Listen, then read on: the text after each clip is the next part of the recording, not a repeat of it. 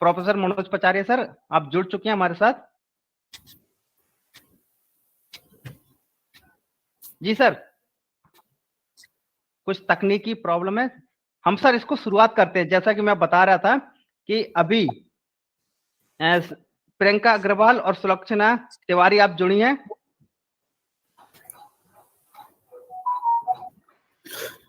Okay, miss Shilpa Rathore, आप शायद आपका प्रेजेंटेशन हो चुका है पहले सेशन में। मिस सीमा शुक्ला, डॉक्टर मुकेश कुमार, जी जी जी, रजविंदर कौर एंड मिस कविता सोनी, आप अवेलेबल हैं? प्रोफेसर लायक सिंह बंसल सर, आप अवेलेबल हैं? Miss Amrita Pandey? Yes sir. जी। Miss Seema Shukla and doctor Garima, आप उपलब्ध हैं? जी जी जी। चलिए, तो मैं पहले प्रेजेंटर को बुलाना चाहूंगा, miss Sakshi Yadav, professor Bhavna Johri ma'am. Yes sir. आप आए और अपना पेपर प्रेजेंट करें प्लीज, स्लाइड शेयर करके। I am sharing my screen.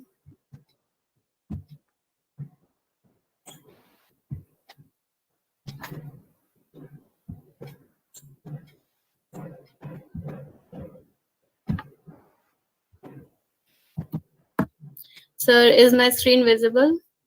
No. Yes. Okay. Good afternoon, everyone. I am Sakshi Yadav, research scholar from the Albag Educational Institute. My topic is role of Indian Railway Catering and Tourism Corporation in digitalization of Indian Railways. I'll start with introduction to Indian Railways. Indian Railways is a 150-year-old Indian state-owned enterprise handled by the Government of India. The first rail line was introduced from Mumbai to Thane on 16th April 1953. Being one of the biggest employers in the world, it carries more than 25 million passengers every day. Now, introduction to IRCTC. The IRCTC was established on 27 September 1999 as a public sector undertaking completely owned by Government of India through the Indian Railways. It is only entity that is authorized to provide certain services to Indian Railways, including online ticketing, catering, and selling drinking water on trains and railway stations. Now, the objectives of my study. First is to analyze the digital services provided by IRCTC.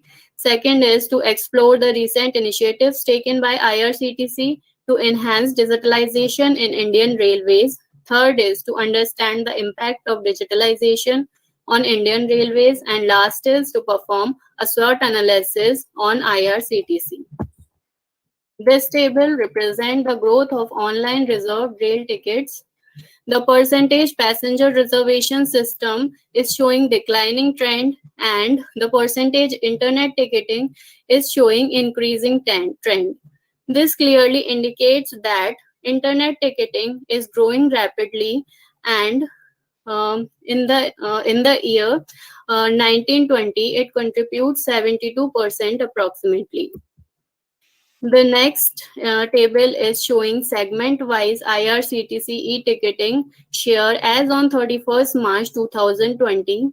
It shows that the total ticket booked through IRCTC mobile app contributes 47%, and through IRCTC website contributes 26%, through business to customer contributes 15%, and through retail agents is 9%, and government to government is 3%. It clearly indicates that most of the customers are preferring booking tickets through IRCTC mobile app and then through IRCTC website. Sakshi, I'm interrupting you in between. The reason is कि आपकी slide move नहीं कर रही है, वो एक ही slide दिखा रही है. Okay, ma'am. Yeah.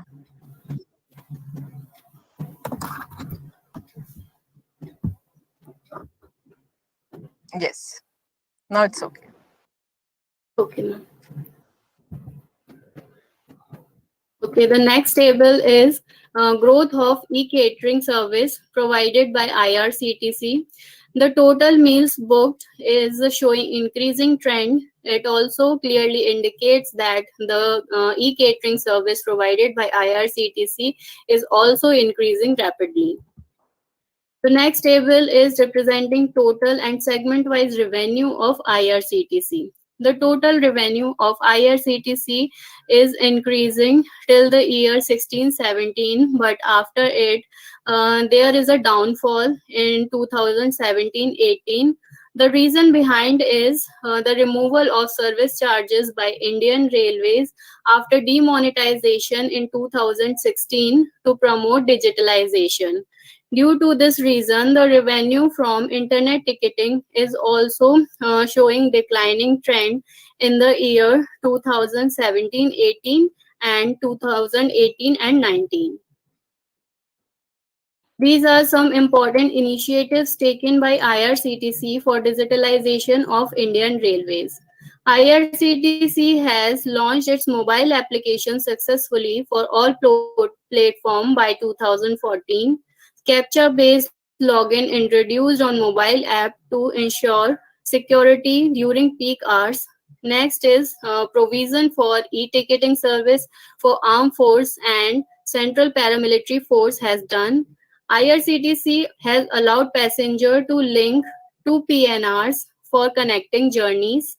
And in order to boost the scale of unreserved railway tickets, numerous automatic ticket vending machines have been introduced by National Transporter. Initiatives taken by IRCTC for digitalization of Indian Railways, it includes to make the train journey secure, the Indian Railway introduced an optional travel insurance scheme with coverage of 10 lakh at premium of rupees 0.92 per passenger who book ticket through IRCTC. Next is to OTP based refund process. Next is IRCTC mandate the concept of digital signature certificate for e-ticketing issued by authorized agent, and 1,689 water vending machines installed at 600 stations by IRCTC. It has also launched Ask Disha service on 11th October 2018. This is the impact of digitalization on Indian Railways. With digitalization, it has been a transformation in customer with significant improvisation in online ticketing system from web-based service to mobile app. The result was a major shift in online purchase from 50% of tickets sold to 65%, boosting reserve generated from e-ticketing sales 600 million daily. Social media like Facebook and Twitter playing a pivotal role. There is a transparency system created for assessing and sharing information, press release, developments, customer feedbacks, complaints, and refunds. Privatization of catering in trains allow passengers to enjoy pre-booked food from their favorite food joints en route. And last is the operating augment service at a station to bring down the maximum time taken for buying a ticket at counter to 5 minutes. These are some important awards and recognition achieved by IRCTC in the field of digitalization. First is Leisure and Travel e-retailer of the year in the year 2019, and second is the Content Leadership Award also in 2019, and next is Express IT Award, and next is Digital Innovation Award, and last is Innovation Using Technology for Ask Disha.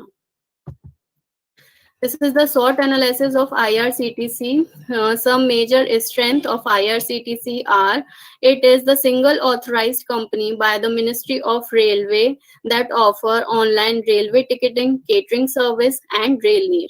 It is awarded as largest e-commerce website and provide customer-oriented services. High faith and goodwill among people even after being monopolistic.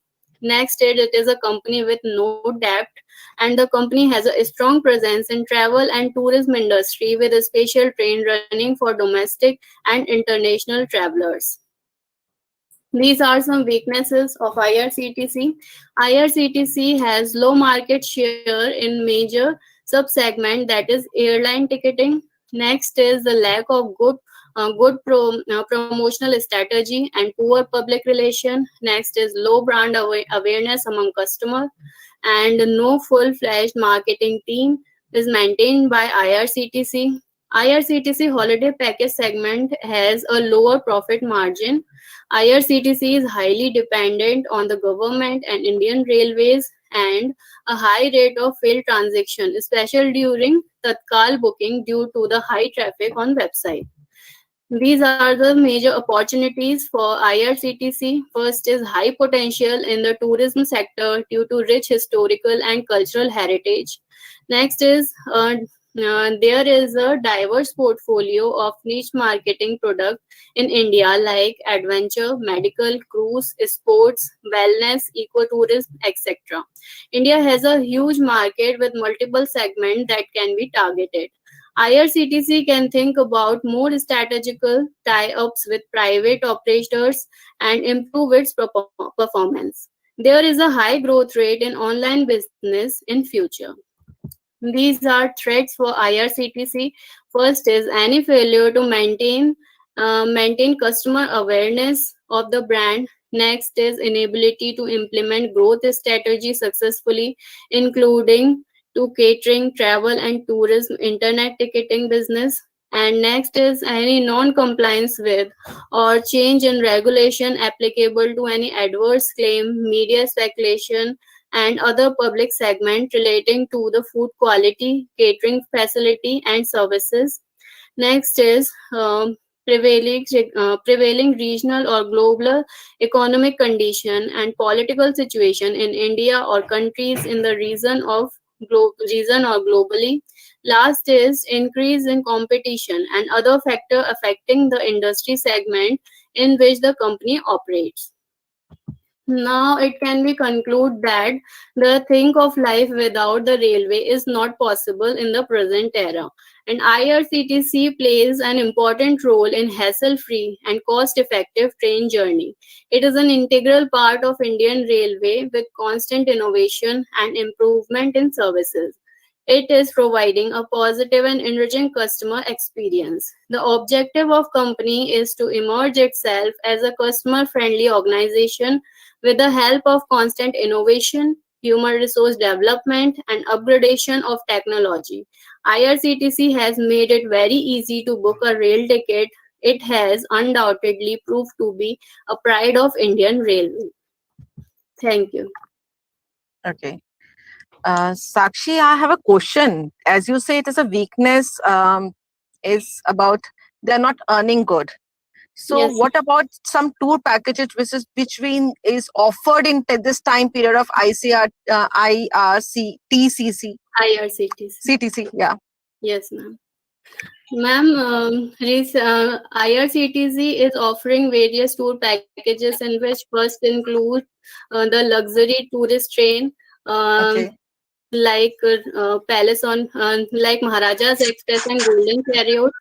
Next is semi-luxury train like Buddhist Circuit train, and there are also it is also offering various special tour packages like Ramayan Yatra, Delhi to Amritsar Yatra, Shirni Special, Vaishno Devi economic packages, and another segment is heritage trains and Astha Circuit trains, Bharat Darshan, etc. These all are the tour packages provided by IRCTC to attract domestic as well as foreign customers for tourism. Thank you very much, Sakshi. Yes. Thanks, ma'am. Next candidate.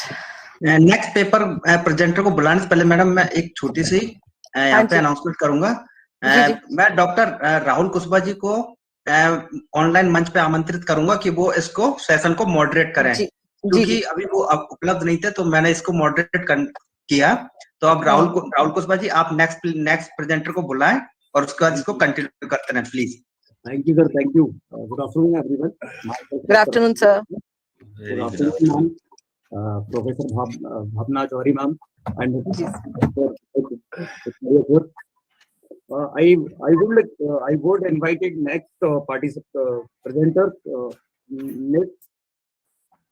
Priyanka Agarwal, Priyanka आप हमारे साथ हैं?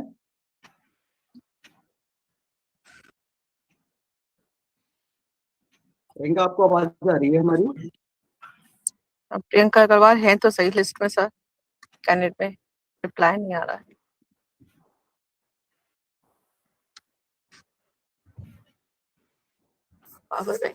आई think ma'am वो अभी कुछ हाँ ये sir, नहीं हमारे कैंडिडेट की लिस्ट में है, अभी प्रेजेंट है इसमें, बट रिप्लाई नहीं आ रहा है उनका। तो हम मैम आगे देखते हैं, नेक्स्ट पे शिफ्ट कर लेते हैं। Yes sir, yes sir, please forward करते हैं। सीमा शुक्ला मैम, मिस सीमा शुक्ला है क्या हमारे साथ? यस सर, मैं हूँ। सीमा मैम प्रेजेंट कर सकते हैं, हम अपना स्टार्ट कर सकते हैं। Very good afternoon ma'am.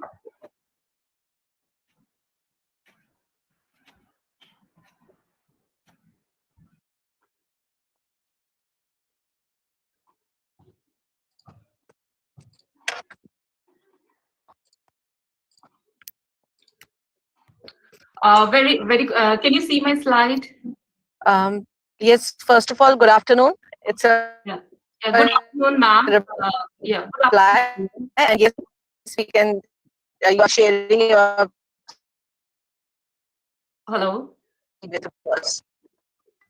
Hello. Very good afternoon, ma'am.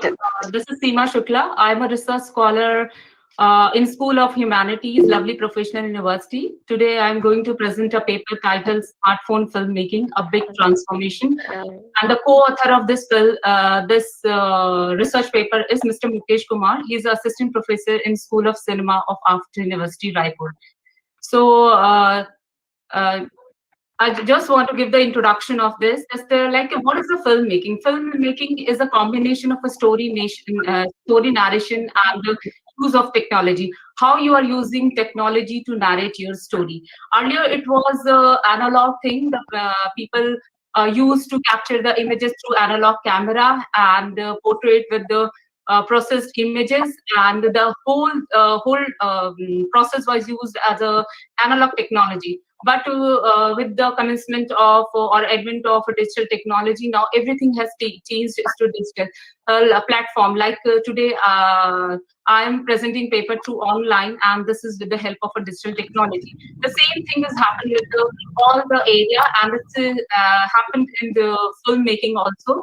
And now the filmmakers has used digital platforms to present their films, produced, capturing the images and distributing.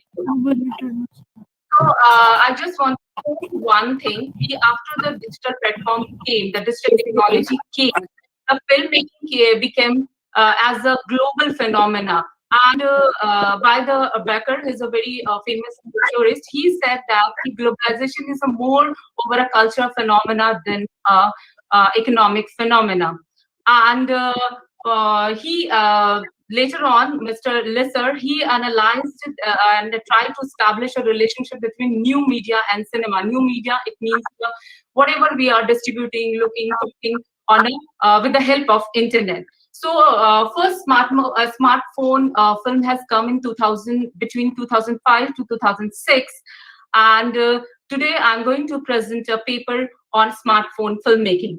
So before that, I just want to show you some literature. Like cinema has started earlier in 1800s, and Lumiere Brothers was the first person who started the cinematography camera and helped us to capture images in a moving format. Then the concept of fiction film and non-fiction film came. Christian Smith said that every film is a fiction film. Fiction film is a film which has some imagination. It's does not relate it to reality. And there was another term used as a non-fiction, which is related to your film, which is based on the reality. So Bill Nicholas said he is just against of the Christian Myth, and he said that all the films are a documentary. It means it's related to reality. Later on, Sages emphasized that the digital moving images had changed everything. Now the people are involved in it. The individual people are involved in filmmaking. Earlier, it was like a big production houses, big teams are there to capture movies, to distribute the movies. But now, individual person is involved in the filmmaking, and they are able to make and produce the films and distribute their films. So So I just want to tell you that my objective of this research paper is to evaluate the effects of digitalization in cinema in terms of production, distribution, viewership, only focusing on the smartphone. And I have used a research methodology that is the semi-structured interview of all the young filmmakers who have made and distributed film through digital platforms, and they have used smartphone to make their films. And I have taken a semi-structured interview of 25 filmmakers, and this is the conclusion of the film. Like, India is perhaps the best example of unpredictable film markets, where the evolution of audience, which is more open to original content, and it's more like the people are open for a new content, the experimental film. And in India is like any film, if the content is rich and the people or the audience are not bothered about the technology, what the technology are using. Like, this is the greatest example, like Mohenjo-daro. It was a very famous movie and used a lot of money, like more than 50 million money has used to make that movie, but it got washed out. And like a very small movie or small budget of 50 or 60 lakhs has got a good viewership. So based on my research, I can say that the people nowadays, people are more towards the digital platforms. They are ready to make films with the smartphones, and even the distributors and the companies are buying and selling these kinds of movie. And it is just a growing platform in India. Thank you, ma'am. Seema ma'am, with you from you. Did you selected some filmmakers and you surveyed on them? Ma'am, I'm also a filmmaker. I did my post-graduation from Satyajit Ray Film and Television Institute. So I know I am in that circle in which the many friends of mine are making the films. So I have taken them, and I have taken some good filmmakers who made and did a good job in smart filmmaking. Ma'am, the filmmakers the universities who make their own films and highlight on their website for making attractive to the customers, like say to the students and to their parents. What you say about their movies? That should be that will be connected with the filmmakers, or that is individual filmmakers? Ma'am, actually, it's like an individual filmmaker, but it's just like if a production house got the movie, then it's a profit of a production house. So it's like it's not an individual thing, individual person, but it's like you can be familiar with the YouTube thing. So if any one person is running that channel and they are making the movie, then it's an individual profit. And I just want to add one more thing.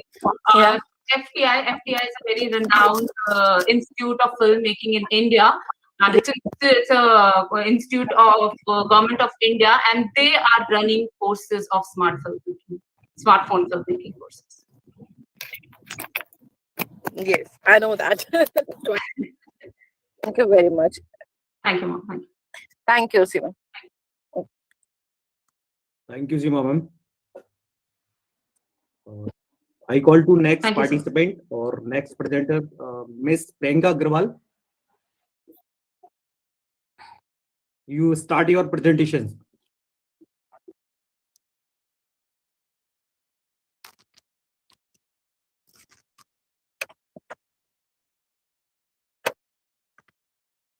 Miss Priyanka Agrawal, आवाज आ रही है आपको?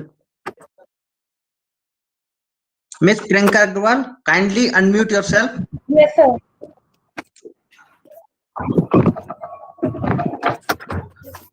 Yes, sir.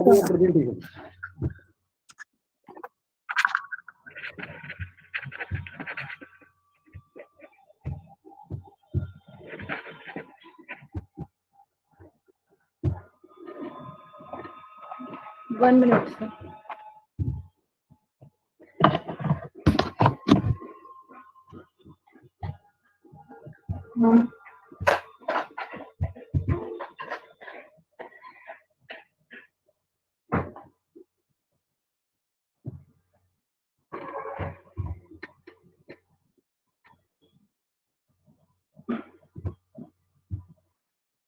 Sir मेरा PPT show हो रहा है? Yes, beta, yes. Okay. Good afternoon to everyone. I am Priyanka Agrawal, PhD research scholar under the guidance of Sulakshana Tiwari ma'am, and I am here to present my paper on HR transformation and motivation, function of HR manager in digital age. Introduction. HRM is perceived as a set of activities that creates a value to both organizations and the employees. Digital technology has changed the way in which organization and their workforce function. Digital innovation influenced the HR activities and changed the role of HR supervisor from static to dynamic and strategic. The digital transformation considerably changes the traditional way of how organizations manage their human resource. So the HR manager plays a very important role in transforming the human resource and motivating them in a digital age. And the research objective of my research paper is to highlight the role of HR manager in the era of digitalization and to study the role of HR manager in transforming and motivating employees in digital age. And the methodology used in my research paper is based on qualitative study used a secondary source of data. All the relevant and required data has been collected from books, journals, magazines, research articles, and online sources. Now, the four key roles of HR managers in digital age. HR as an innovator. Second one, HR as a driver of business. Third one is HR as a change agent, and fourth one is HR as a collaborator. HR as an innovator. HR team are the best place to suggest how to influence the workforce and their capabilities for the digital age. Innovative HR team should focus on three main functions. First one is hiring the people with digital capabilities, training and rewarding the employees, and third one is creating an innovative culture. Second, HR as a driver of business. HR play a key role as a strategic business partner to push the organization forward. HR manager need to handling a payroll, training and development process to instrumental in organizational development. HR act as a change agent. That means HR manager act as a change agent and leads the employee in a positive direction. HR manager believe that there are some important factors that are needed to bring about effective changes are to decide the vision, to communicate the strategies, building the trust, monitoring and measuring the change outcomes, and follow up to ensure the change initiatives being implemented. HR as a collaborator. Digital technology changed the style of working of the organization as well as the employees. So the HR manager team involved in transformation process. Several organizations appoint the digital officers to lead the change process. Now the digital HR transformation, it is the function of HR manager. The primary component of HR strategy in digital HR, which are becoming more crucial. They help in improving the effectiveness in decision making and build the HR workflow for the future. There are three practices in digital HR transformation proposed by HR manager. First one is socialize the finding at each step. Second one, develop balanced transformation team. And third one is ongoing management change. And another slide is benefits of digital HR transformation. Creating the workforce of the future. For an organization to be successful today, there is need to adopt the new strategies that can help to build the new workforce for future by shrinking the talent and moving the demographics to meet the digital needs. A goal is what drives employees and the employees drive business performance. Second one is make sure enhance employee experience. Employee experience is the capacity to create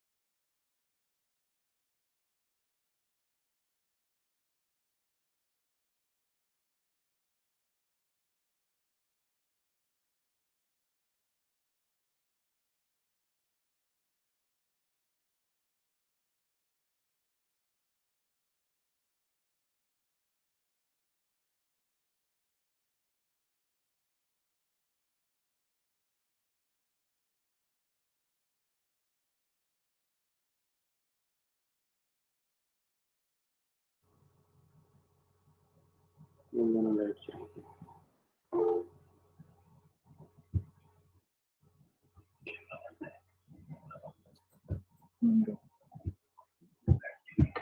think it's technical issue are there. Experience.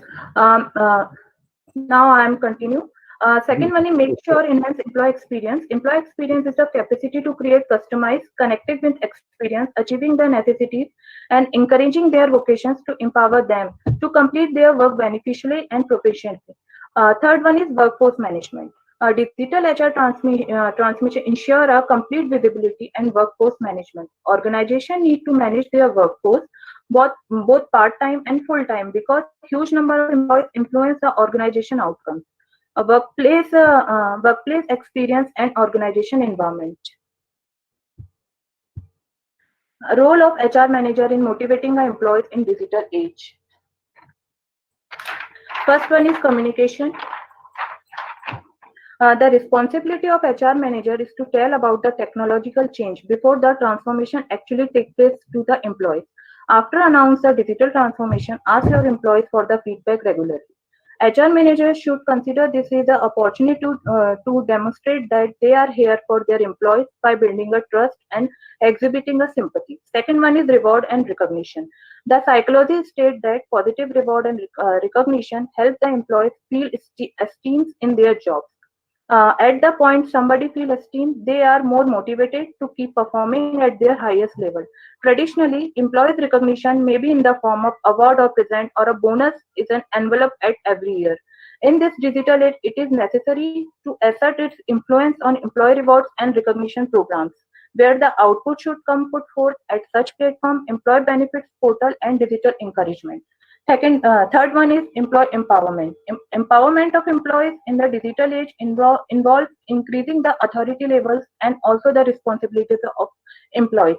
This can be achieved by creating and implementing a policy that will simultaneously make an environment helpful to knowledge sharing. Then employee engagement. Employee engagement is a multi-level commitment that defines the relationship between organization and its employee. In the era of digital transformation, employees is directly related to the employers. They suggest that leadership is a key factor of engagement. It is the responsibility of a leader to initiate a commitment towards the employees for welfare of organization as well as the employees themselves. Then training and development. Motivate our employees during the time of digital transformation with upskilling. This allows them to feel confident with the new pace of organizations. While you all need to train our employees on a new technology, offer a remedial training opportunities as well as based on request or the skill set needed for each team. This shows that you care about your employees' success and are willing to invest in their growth. Then last one is digital workplace environment. Digital workplace is essential tool for the employees. Digital workplace should also motivate our employees feel that they are a part of organization and its value. Relation between digital workplace and HR will be an important part to fulfill our employee new requirements. Findings and conclusions. Digital changes of HR functions concern three focal areas: digital employees, digital work, and digital employee management. Digital employees, the generations people, prospective new entrants in the organizations are more multitasker, have a digital capabilities qualification. They like and search for more information and networking. Then digital work. All information today is either digital, has been digital, or could be digital. Digital technologies have enabled new form of organizing a work that range from single to virtual workplace to virtual groups and to team or communities and even to virtual organizations. So the human resource manager then beyond recognizing the requirement of these digital changes on the work organization. Then digital employee management. Digital employee management is about planning and implementing a digital technologies to support and network the HR professions. So in the era of digital transformation, HR managers need to act primarily as a strategic actuator. That means need to know the business context and the imposing an external factor as a change agent and as a technology promoter. Need to know how to access, analyze, assess and share information and how to apply a new technologies of information in the organization. Thank you. Thank you so much. Thank you, Priyanka. Thank you so much. Priyanka, shall I ask something from you? Yes, ma'am. Okay. Well, as the traditional HR is basically regarding understanding your employees, getting things done easily when you're totally connected with each and every employee. Now we are talking about digital HR. Digital HR, do it may be same beneficial as it was in a traditional. Yeah, that will be a skip point, and traditional will be a forward point to get objective achieved by a company.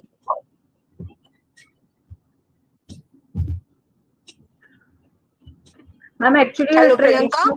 Yes, ma'am. Are you there? Yeah, yes, ma'am. Yes, ma'am. Yes Priyanka, मेरा सिर्फ question ये है था कि HR पहले हर एक employ के साथ कनेक्टेड रहता था Yes, ताकि ma'am. उनकी क्षमता के अनुसार उनको मोटिवेट कर सके, बढ़ा सके, लेकिन जब Yes, क्या ma'am. डिजिटल उस एरिया को कैप्चर कर पाएगा या बिल्कुल छोड़ देगा और आगे बढ़ेगा ऑर्गेनाइजेशन के गोल को अचीव करने के लिए? No, ma'am. Actually, digital HR manager जो है वो डिजिटल टेक्नोलॉजीज को ऑर्गेनाइजेशन में लेकर आएंगे, जिससे क्या होगा कि वो डिजिटल टेक्नोलॉजीज को आगे ले जाकर HR का ट्रांसफॉर्मेशन करेंगे, जिससे क्या होगा कि एम्प्लॉयज जो हैं वो डिजिटल टेक्नोलॉजीज को अच्छे से अंडरस्टैंड कर पाएंगे, समझ पाएंगे, जिससे ऑर्गेनाइजेशन के लिए बेनिफिशियल रहेगा एंड एम्प्लॉयज के लिए भी बेनिफिशियल रहेगा. ठीक है बेटा, thank you. Yes sir, next. Thank you, Ms. Priyanka. After that, I call to Rajvinder Kaur, next presenter. Rajvinder Kaur, start your presentation. Yes, sir, I am present. Okay, just a second. Okay, my screen is visible to you? Hello? Yes beta, it is visible. It is visible. Okay, ma'am. Thank you. So, my title of the research title of my paper is Role of Digitalization in Human Resources in Today's Modern Era of 21st Century.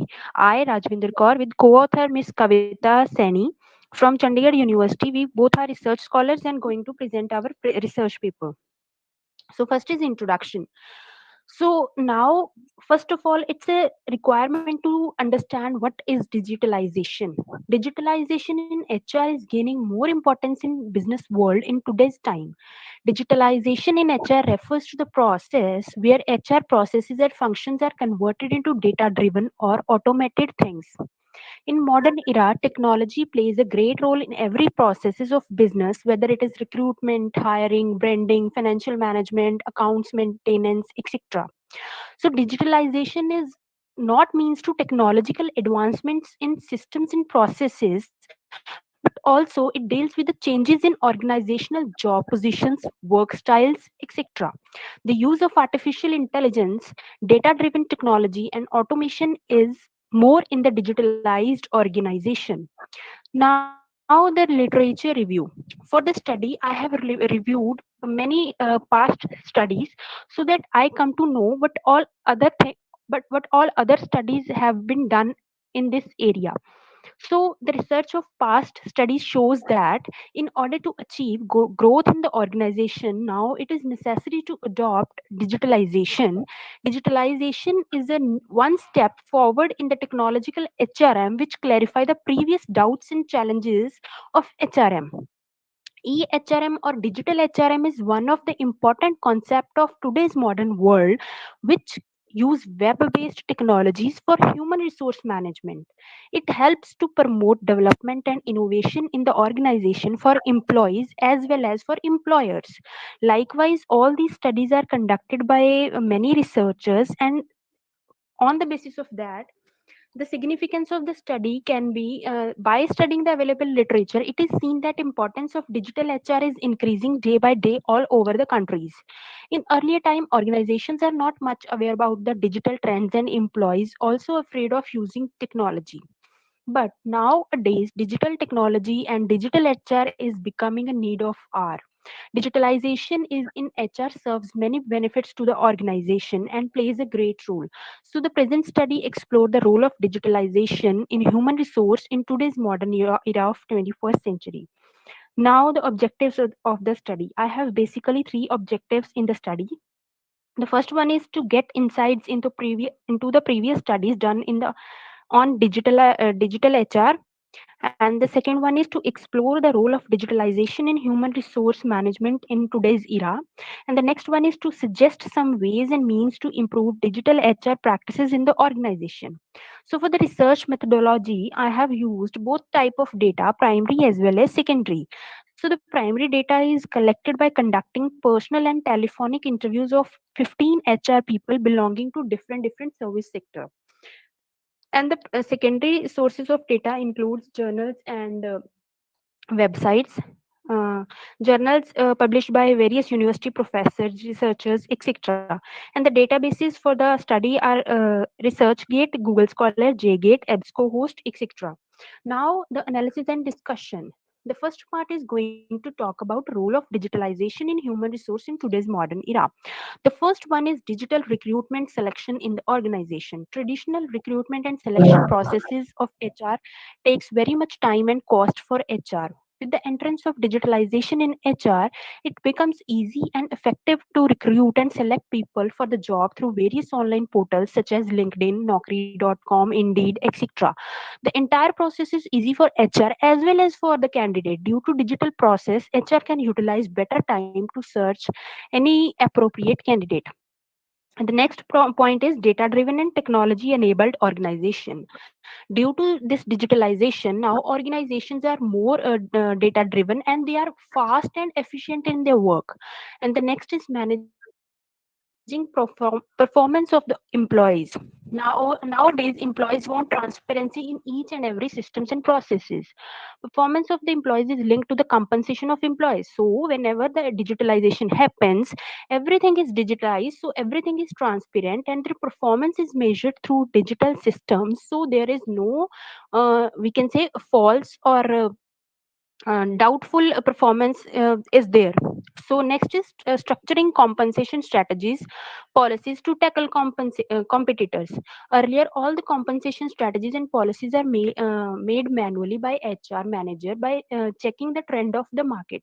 So sometimes the accurate calculation of compensation is not possible. With the introduction of digital HR, now it is possible to calculate accurate compensation so that organization can compete with competitors. Next is engagement of employees.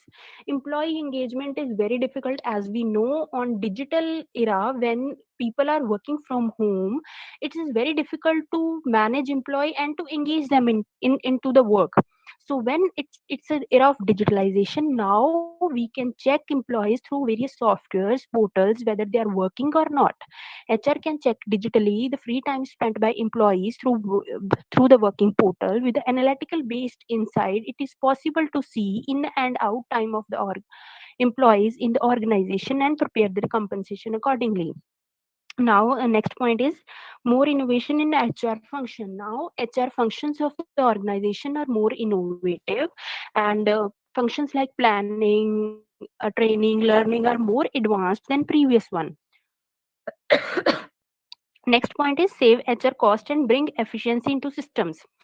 Automatically when digitalization happens, it reduces the HR cost and reduces time to which is spent to done any work, and it brings efficiency into the HR systems. Next point is easy systems and processes of HR. With the help of digitalization, HR systems and processes are more easy than the previous one. Earlier all the records of HR are maintained manually, but now through the digital software, each and every work is done smoothly. Next is multitasking and anytime availability. With the help of digitalization, now it is possible to do multitasking at the same time. HR manager can conduct interview of candidate sitting far away. All the trainings and development programs are conducted anytime, anywhere. Next is overcome HR complexities. HR complexities of HR, digital HR is more uh, better than traditional HR. There are many complexities in digital HR. So it helps. So the digitalization in HR helps to make HR agile in these days and provides employer comfort zone to work in the organization. Now the next section is going to talk about ways and means to improve improve digital HR practices in the organization. So whenever any organization plan to introduce digital HR, so they should have proper goals, established goals. It is very necessary for the organization that they should have support from top level management. There must be planning in before for each and every aspect. Next point is to make smooth HR. HR professionals should be proactive so that they can take any decision if anything wrong happens and control the situation. Next is at the time of implementation, digitalization is new process, so people may face bit little difficulty. So therefore, one team should be ready so that they can handle employees and their challenges. If in case the organization need to hire additional people at the time of digital transformation, so it should be done by professional people. Although transformation stage is not easy, but HR needs to create culture. Culture is very much important for digitalization so that people can adopt change easily. Now, a last conclusion. In the age of globalization, HR is one of the digitalization in HR is one of the innovative concept. In India, digitalization brings new perspective for HR. It plays a great and significant role in human resources and convert the mind of HR professionals from process to outcome based mindset. Now, digitalization provides many advantages for the organization. No doubt, many challenges are there when transformation happens, but they can all be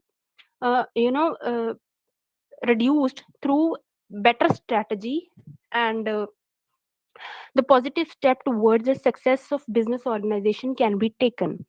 The organization, it is proven that organization which are already using digitalization in HR, they provide better services and they have good reputation in the marketplace and they earn competitive advantage in the market.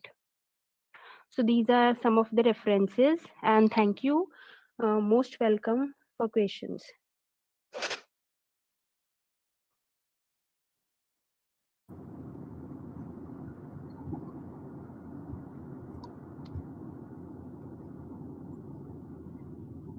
Hello. Thank you, Rajvinder Kaur. It was a nice presentation. Thank you, ma'am. Thank you, ma'am. Okay, good. Sir, can we have the next candidate? Definitely, ma'am. I call to LS Bansal, Professor LS Bansal. You start your presentation.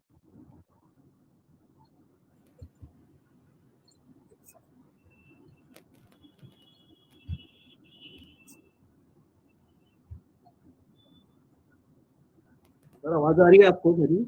Yes, sir. Sir, you can start your presentation, sir. Okay, sir. Wait a minute. Yeah.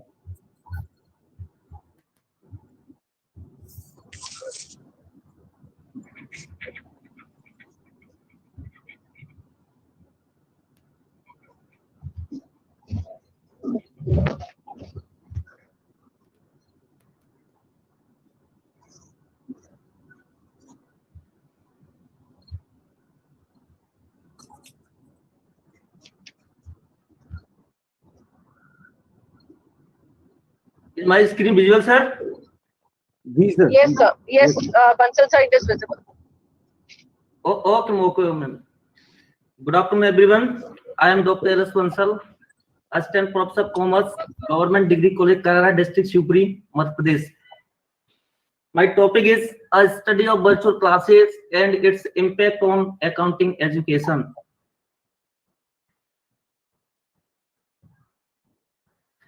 It is brief introduction of virtual classes and accounting education. Virtual classes is a teaching method that creates a cordial environment of learning where participants can interact, communicate, share views, discuss, and can engage with the learning directly through expert despite physical distance. It also helps help the learners to connect with resources while working in groups with an online system. The connectivity of virtual classes through video conferencing allows the multiple users to connect at the same time with the help of internet. It is very effective and interesting method of learning that provides a good platform for the learners where they can discuss with experts and sort out their problems in real time. Accounting education is the education where teacher teaches about the refined ways of recording and maintaining the books of accounting. In this system, learners can easily learn the way of preparation of journal, trial balance, ledger, and trading and profit and loss account and balance sheet, etc. The field of accounting education is so wide to deal with as it includes financial accounting, cost accounting, corporate accounting, management accounting, human resources accounting, and tax accounting, etc. Objectives of this study. There are two objectives of this study. First one is to know the impact of virtual classes on accounting education, and other one is to know the relationship between virtual classes and accounting education. Research methodology and the collection of data. Data collection is a process by which the researcher collects the relevant information from the sources to find out the result of the research problem and test the hypothesis. In this study, both type of data, primary and secondary data, are used. Primary data are collected through questionnaire from the learners of accounting education of Shivpuri district of Madhya Pradesh. For this study, a total of 192 questionnaires were distributed among the learners of accounting. 154 out of them were returned and considered fit for the analysis of the research. Secondary data are collected from various websites, research journals, magazines, and newspapers. Reliability test. To check the reliability of variables, SPS software are used. You can see in the center of the reliability table, the computed value of convex alpha is 0.763.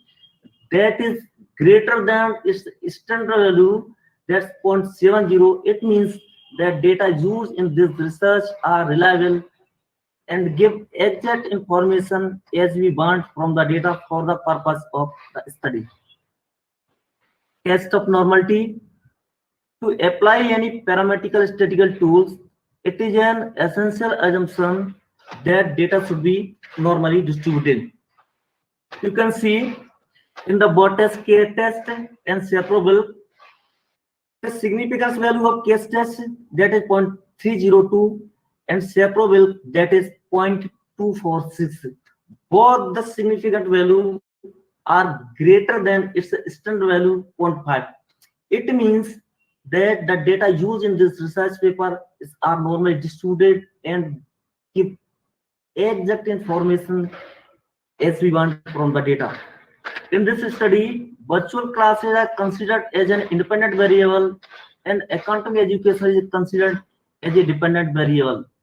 Linear regression between virtual classes and accounting education computed by using SPS software. Hypothesis of the study. There are two hypotheses of this study. First one is null hypothesis. There is no significant impact of virtual classes on accounting education.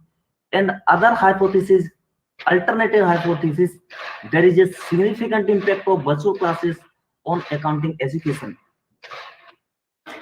Model summary. In the table of model summary, you can see the computed value of correlation coefficient of correlation, that is 0.864. If the computed value of correlation coefficient of correlation is greater than 0.75, it means there are highly degree positive correlation between virtual classes and accounting education. In this table, you can see the computed value of R square. It is always measured in the percentage.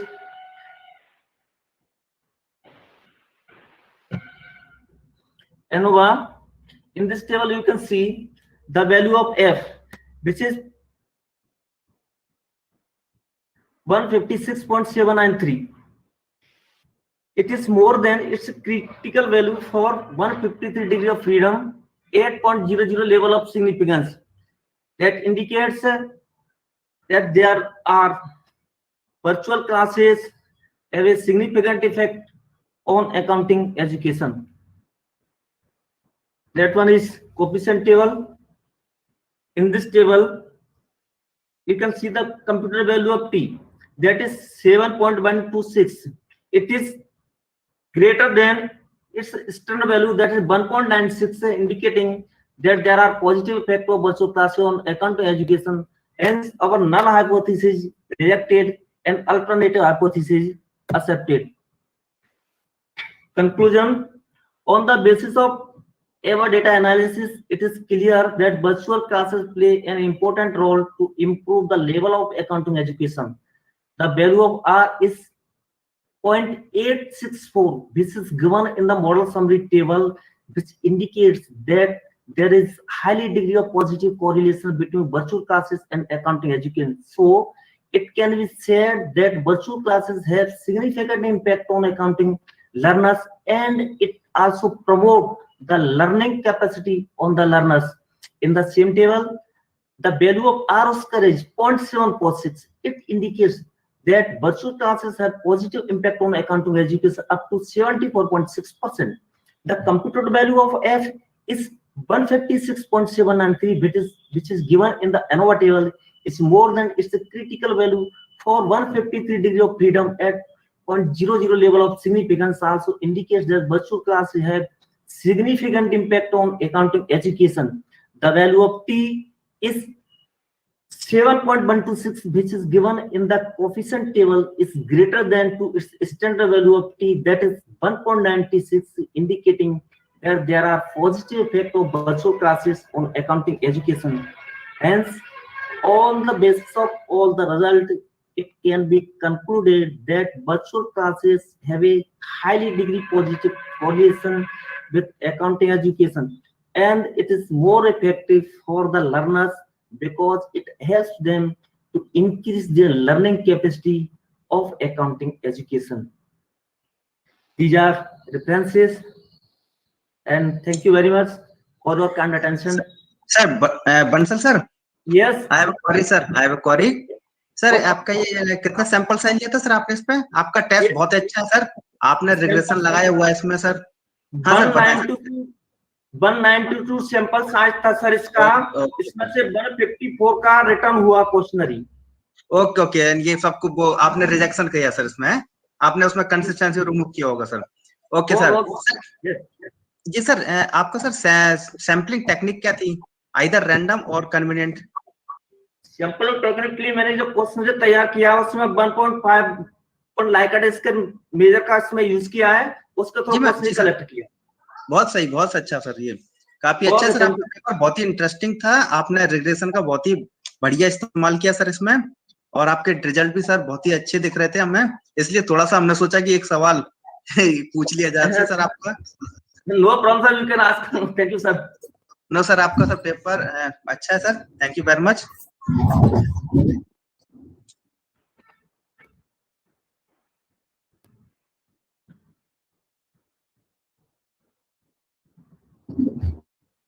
Kapil sir? Kapil sir? जी ma'am. जी ma'am, yeah, I'm listening ma'am.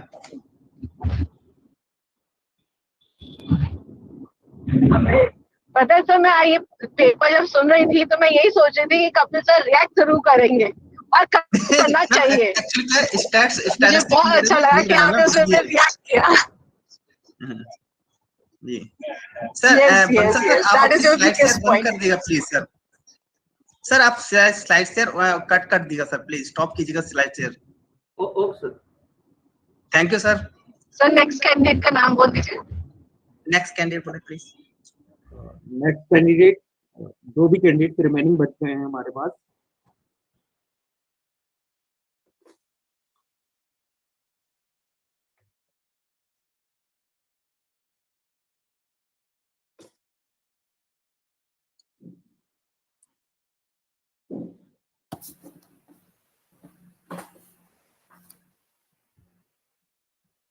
Vijay sir, sir मैं present कर सकती हूँ, actually मेरा नाम sir it's mine sir, मेरा topic sir, मैं अमृता। हाँ, तो you can start your presentation Amrita. Okay मैं ओके अमृता के बाद प्रेजेंट कर लीजिएगा मैम, आप जी, जो जी। भी थी, ठीक है, अमृता के बाद प्रेजेंट कीजिएगा मैम। आप सभी को नमस्कार, मैं हूं अमृता। विश्व मातृभाषा दिवस के हार्दिक शुभकामनाएं। बंसल सर, आपने अभी तक स्लाइड शेयर स्टॉप नहीं किया sir. Bansal sir, Bansal sir आप, हाँ जी सर, जी सर। अमृता आप स्लाइड शेयर कर सकती हैं प्लीज। Okay sir.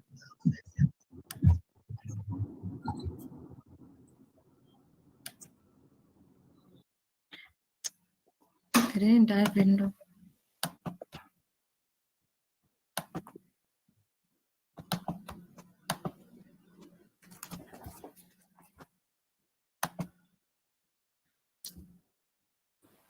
क्या आप सभी को मेरा स्क्रीन दिख रहा है?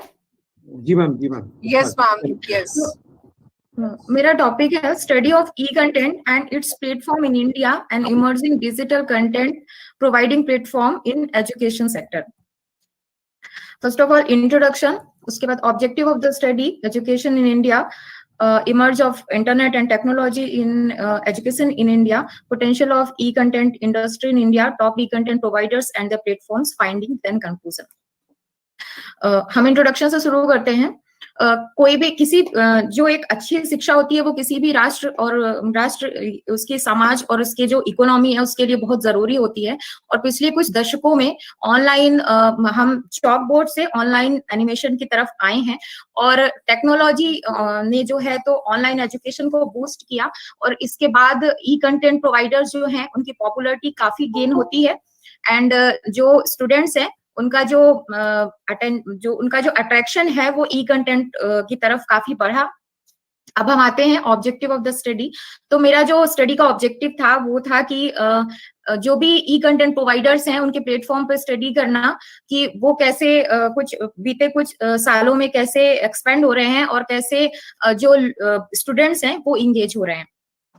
अब हम इंडिया में एजुकेशन की बात करते हैं तो पुराने समय में एजुकेशन रिलेटेड जो कंटेंट थे वो काफी रिलीजियस होते थे, धार्मिक होते थे। इसके बाद तक्षशिला, नालंदा और विक्रमशिला जैसी यूनिवर्सिटीज जो हैं उन्होंने मिडिल में एजुकेशन प्रोवाइड किया और ब्रिटिश रूल के बाद जो है तो इंडियन जो वेस्टर्न एजुकेशन है वो इंडिया में आया और उसके बाद वेस्टर्न एजुकेशन जो सिस्टम है वो इंडिया में आया और उसके बाद फिर जब after independence liberalisation, privatisation, globalisation, इसके बाद जो है तो रिसर्च एंड डेवलपमेंट काफी इंक्रीज होता है और फिर हम इसके बाद यूनिवर्सिटीज के टाई अप के बाद आते हैं एजुकेशन में जहां पर नॉलेज शेयरिंग होता है।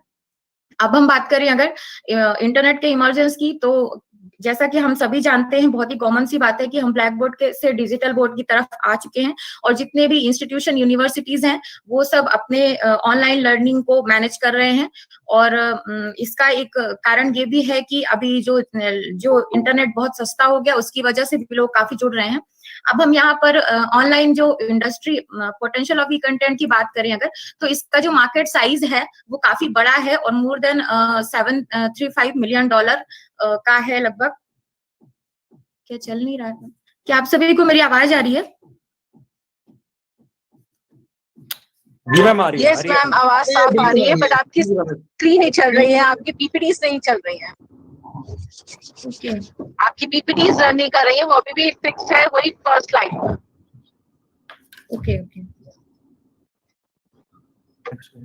The rest your voice is visible, audible.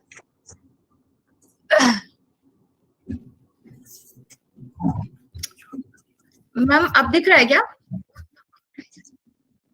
Sir ma'am first he slide ही है ओके, जिसमें आपका नाम है अमृता पांडे और आपका टॉपिक दिया हुआ।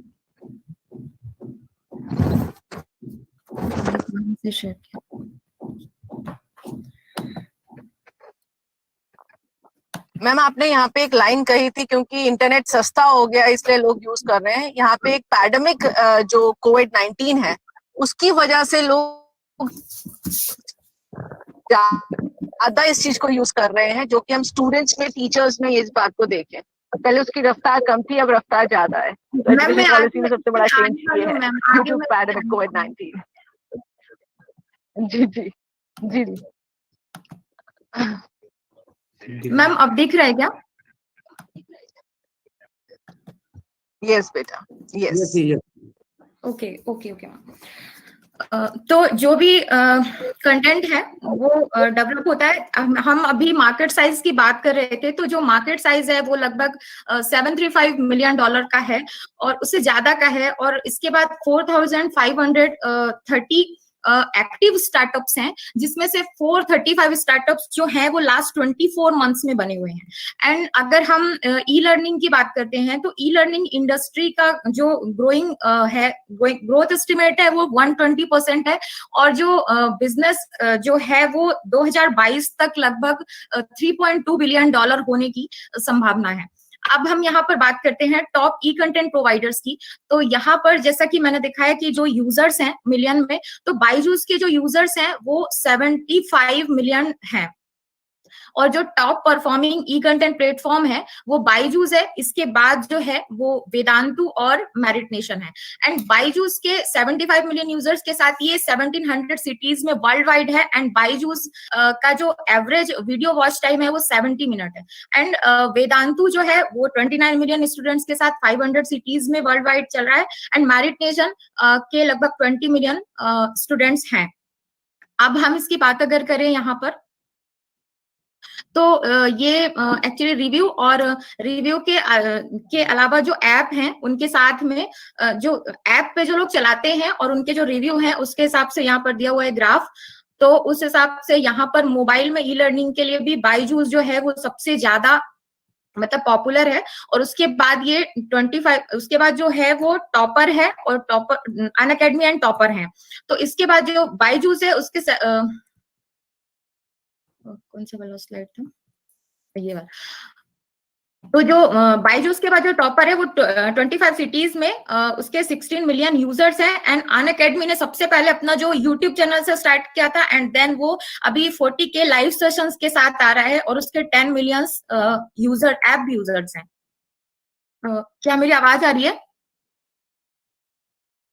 यस मैम, आवाज आ रही है। यस आ रही है। तो अब हम अगर बात करें फाइंडिंग्स की, तो यहाँ पर 210 मिलियन एक्टिव यूजर्स हैं जो कि ई कंटेंट को कंज्यूम करते हैं प्लेटफॉर्म से। और कोविड लॉकडाउन के ड्यूरिंग जो बायजूस है उसने 7.5 मिलियन यूजर्स के साथ एक रिकॉर्ड न्यू यूजर्स के साथ एक रिकॉर्ड बनाया। और साथ ही जो अनअकैडमी है उसने 1.4 बिलियन मिनट्स के साथ एक रिकॉर्ड बनाया लॉकडाउन के ड्यूरिंग। और जो लॉकडाउन के समय में जो फास्टेस्ट ग्रोइंग प्लेटफॉर्म था कोविड के समय में वो टॉपर और अनअकैडमी थे। और 210 मिलियन यूजर्स में से 105 मिलियन यूजर्स जो हैं तो वो मोबाइल ऐप से चला रहे हैं, मतलब मोबाइल ऐप से ई कंटेंट कंज्यूम कर रहे हैं। और जो 10 में से 5 यूजर्स हैं, 10 में से 5 जो प्रोवाइडर्स हैं, ई कंटेंट प्रोवाइडर्स हैं, वो 2010 के बाद में डेवलप हुए हैं। क्या मेरी आवाज आ रही है? जी जी जी मैम आ रही है।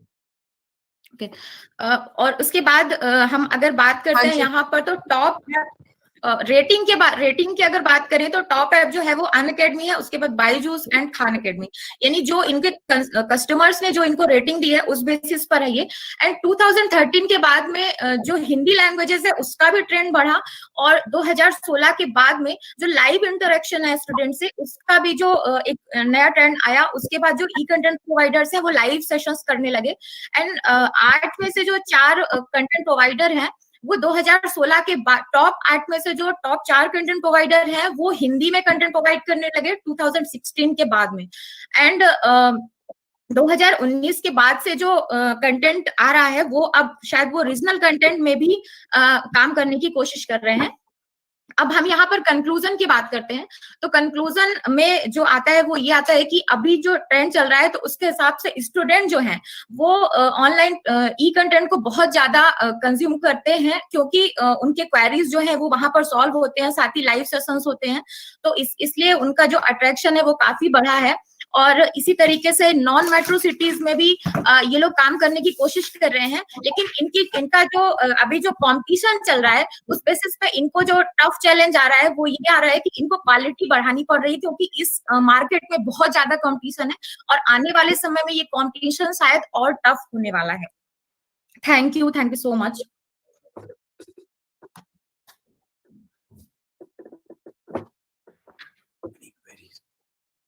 Thank you ma'am.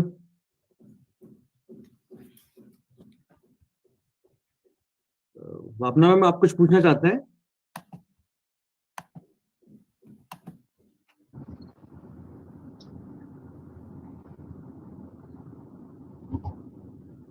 Next presenter को बुला ले। नेक्स्ट प्रेजेंटर कौन है? अभी कोई बोल रहा था ना। जी, सीमा शुक्ला। जी मैम, आप कर सकते हैं।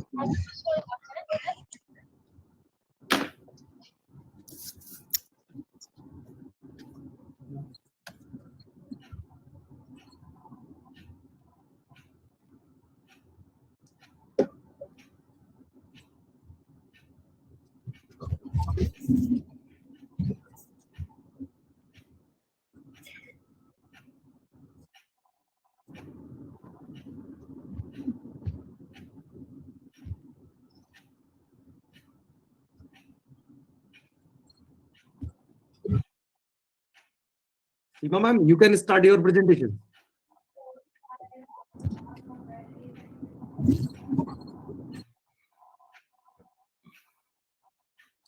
Hello. Yes, hello beta. Hello Seema ma'am. Good afternoon, ma'am. Good afternoon, Seema ma'am. Good afternoon. This is my second presentation. The topic of my presentation is the representation of sexual violence against women in online news media.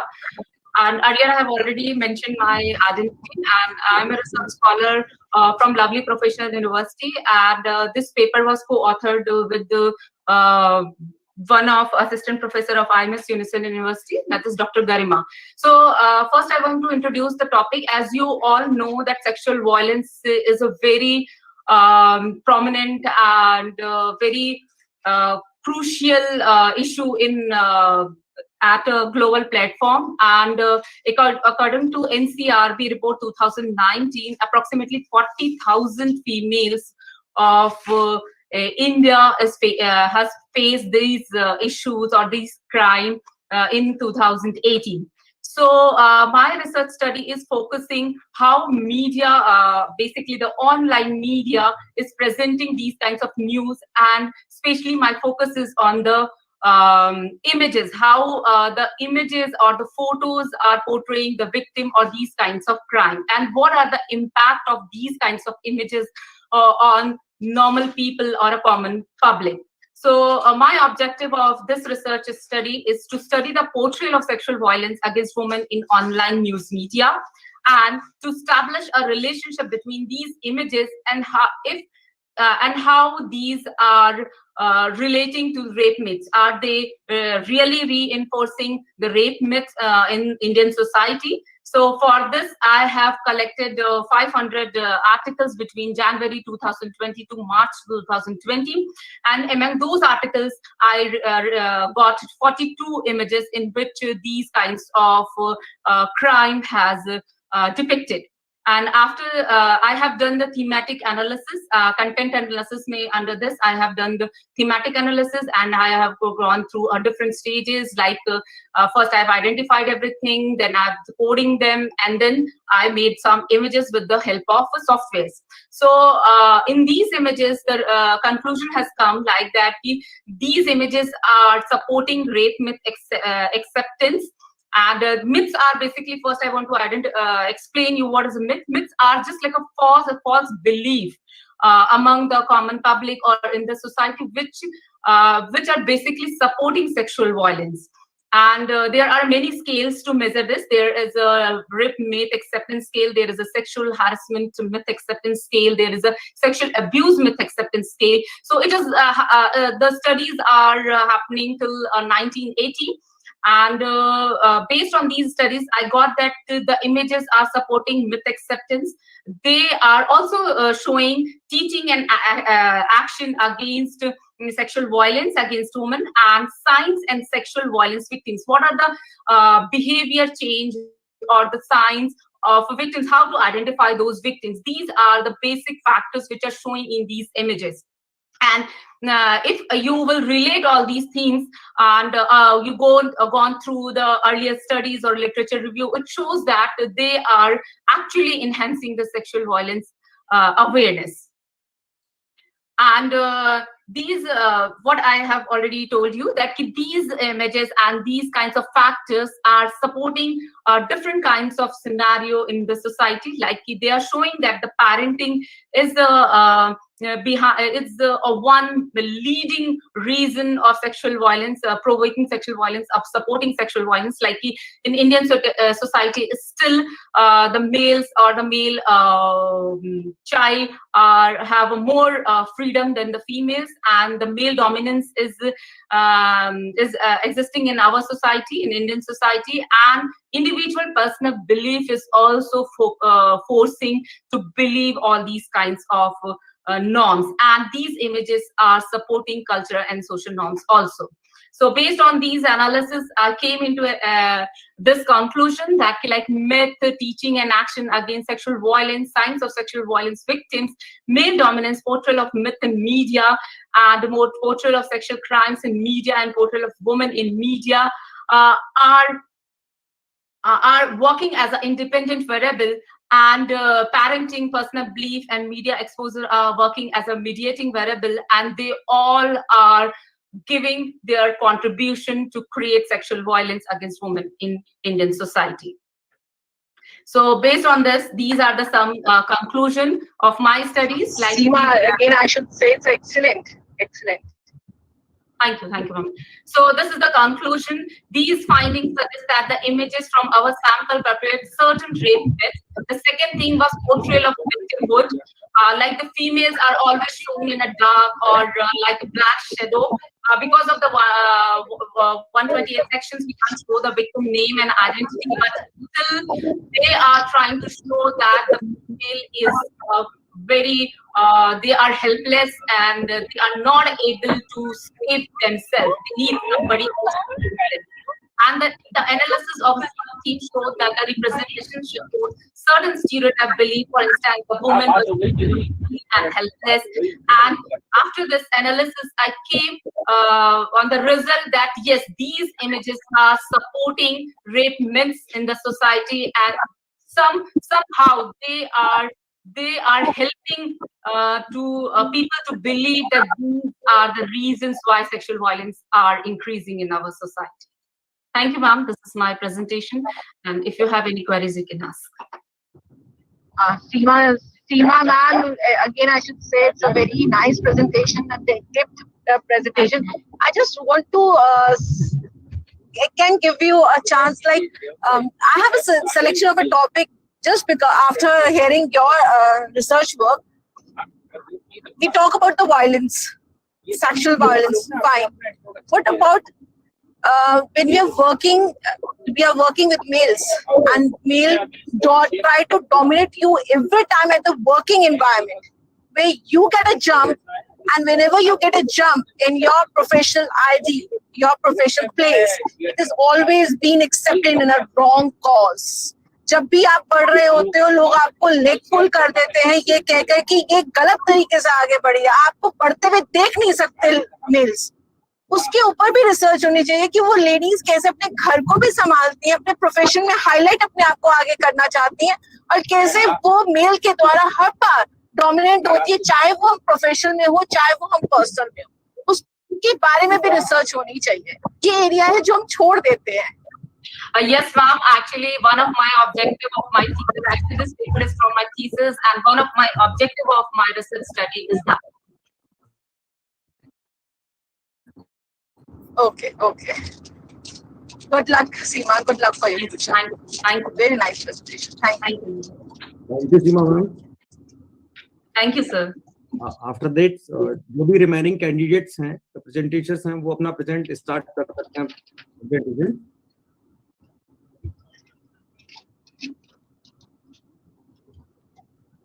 अगर कोई presentation का अगर रह गया है तो वो start कर सकता है अपना.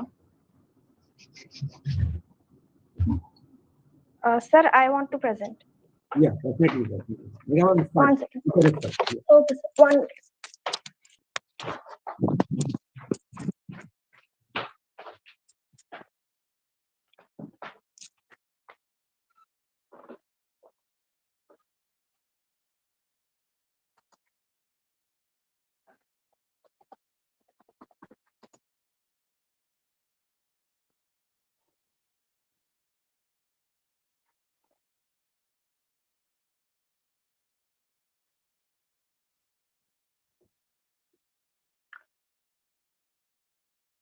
Sir, is my screen visible? Yes, yes. Okay. Good afternoon, sir, and good afternoon, ma'am. My name is Megha. I am a lecturer in Government MEM PG College, Cluster University of Jaipur. My topic is challenges and future scope of IoT in India. As we all know, Internet of Things represents connecting of devices with the help of internet. That can be wired or wireless. It means that we can connect objects with the help of with embedded electronic software, sensors, and network connectivity, which enables the objects to collect and exchange data. IoT means communication or transferring of information between devices without human interference. That is, basically, it is machine-to-machine communication. IoT is used in different fields like automation of homes, buildings, security systems, home appliances, healthcare, smart cities, smart agriculture, smart living, and etc. We also use many wearable IoT devices, such as we use smartwatches, wristbands that show our heartbeat, blood pressure, and distance we have walked. These devices we are using at present. Next, how IoT works. How IoT functions. For example, in this picture, we have shown 4 components of IoT, that is IoT devices, local networks, and internet connection, and backend services. IoT devices are those gadgets which consist of wireless sensors which help in transferring data over the internet. Local networks are like our LAN devices that we are using to connect our appliances. The net is the whole internet that we are using to connect devices with other services. Backend services are those services that consist of remote servers, user access or control and mobile applications through which we can access our data from remote locations. This is how an IoT works. Now, IoT adaptation in India. My main theme of paper is adaptation in India, how IoT is adopted in India. IoT, that is India has been maturing from some times. Growth IoT has continuously growing in India from some time. The growth is expected to be driven by specific sectors like agriculture, utilities, manufacturing, and infrastructure that are responding to big changes in their operating environment. The introduction of IoT in India has brought next level industrial growth revolution, that is, it is called Industry 4.0.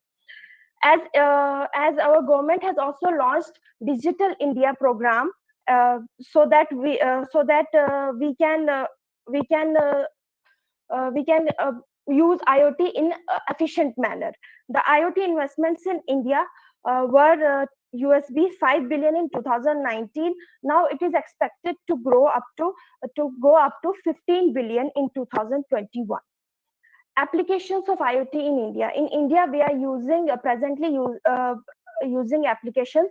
These, for some examples, are like smart cities, smart factories, data-driven healthcare, artificial intelligence, edge computing, smart retail, fitness, and telecom communications. Now, smart cities. Smart cities are everyone's choice today. With the support of IoT, smart systems will continue to extend its scope with high-tech technology that will leverage data of IoT's devices between entities. Internet of Things provides scope for better cities that include smart lighting, automatic parking, a sensitive environment to check pollution levels, smart irrigation, waste generation, smart homes, and to make our infrastructure better, ensure population safety, and manage resources efficiently. These are under smart cities. And next is smart factories. Smart factories, Internet of Things can improve efficiency by allowing automation, real-time data analytics, and ensure smooth operations with high-quality performance by optimizing workflows and spotting bugs missed by the human eye. That is, it can also monitor assets in factory and help integrate control groups. Next is data-driven healthcare. IoT can also be used in healthcare.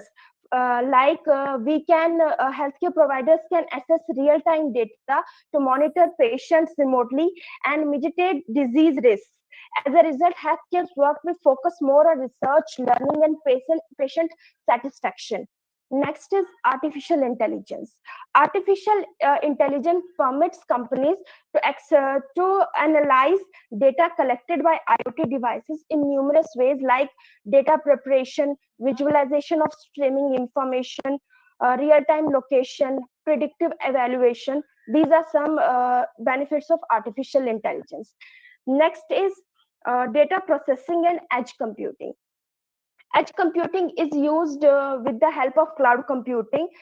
For example, edge computing stores information on local devices close to IoT devices prior to sending them to cloud that can be used to classify and calculate the data.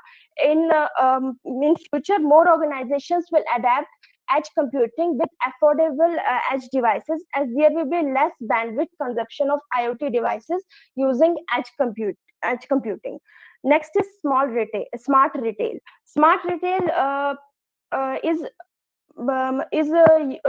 uses radio frequency identification tags with the help of IoT devices. IoT devices uses store managers can discover how visitors can spend their time in stores, can track their movements, and analyze and manage inventory well, so that they can analyze consumers effectively. Next is fitness. Fitness, we can with the help of IoT we can track our fitness, and health devices are enabled to easily enable quality living by monitoring health conditions like blood pressure, blood sugar levels, heart rate, etc. And in an emergency, smart healthcare devices can send alerts to the person or department concerned, so that the person is rescued immediately. Next is telecommunication. Telecommunication, in coming years, a number of devices connected and IoT applications will increase with the introduction of 5G. This redefines our life in hyper-connected zone. As these are the some applications that we use, but as we use applications, there are some security and implementation challenges that we face in India. Security is that if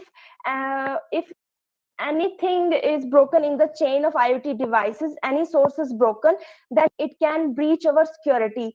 Any hacker can breach our information to any other device. Following are some security implementation challenges in India. First is internet availability. In India, reliable internet connectivity is an important requirement for the operation of IoT. In India, infrastructure where the system is still under development, network connectivity is still as an issue in remote areas. Internet connection in cities is still better than in remote areas where poor speed in connectivity for IoT consumers still pose a problem. Due to lack of establishment internet connection, there is highly likelihood that devices will experience a network failure and put our data to some risk. Next is data security. Data security is a major problem because we have limited processing, storage, and memory capabilities in network-based video recordings. So devices are unable to support encryption and other processing functions to securely transfer data from one platform to another. That makes our data vulnerable to security. Next is remote locations. Remote locations are business sites are located in remote locations that are located in remote locations have to face network and connectivity challenges during IoT deployment and operations, as there is not internet connectivity available in every part of India. Like in rural areas, there is no less internet connectivity, and bandwidth is not good. To deploy IoT, we must have a good bandwidth of internet connectivity. Next is integration of products and platform. Integration of products and platform. Indian customers are very selective when it comes to investing in hardware or upgrading of devices. Integration of IT application with right platform requires successful implementation. We have to do upgradations every time. So it is a problem. There is a problem in integration of products and platforms with Indian customers. Next is strategic decisions. To deploy IoT, we have to make companies have to make strategic plans to deploy IoT without the failure. That is, they have to consider or analyze needs first, then they have to deploy IoT. So strategic decisions are important. Next is interoperability. Interoperability means there are several factors such as sensors, analytics, data, and cloud that together make IoT implementation deliver optimal results. But without identifying the overall impact before deploying IoT will lead to failure of system of IoT systems. Due to lack of skills and vendor support, companies are often unable to acquire the right IoT architecture based on the business infrastructure. So these are some security and implementation challenges that IoT faces in Indian environment. Next, there are some IoT initiatives that are taken by Government of India. First, there is Draft IoT Policy 2015. Ministry of Electronics and Information. Yes. Sorry to interrupt you, but we have a limitation time. So please. Okay, sir. I will come to future scope directly. Sure. Okay, sir. Next is future scope of India. In future, what is the future of IoT in India? In Indian market scenario, the future of IoT is very vast. That is, you can see in the diagram, the Indian markets from 16 to 2020, in 2016 we have USD 1.3 billion, and in 2020 USD 9 billion are implemented in Indian market scenario. So Indian market is growing rapidly as it is becoming an IoT hub. Next is applications in demand. As IoT applications are expected to grow in future more because more sectors are using it. That is, healthcare, retail, and agriculture are expected to make significant progress in IoT adoption. Next is consumer applications. You can see in the diagram, consumer applications they can use for reduced traffic congestion, lower levels of population and environment impact, better personal health care, security citizens, better access of public services. And this survey was done by Tata Communications in 2018. And next diagram is consumer insights by the IoT Association, in which they have seen that we use more smartphones than other sectors like public services, smart homes, smart cities, or social medias.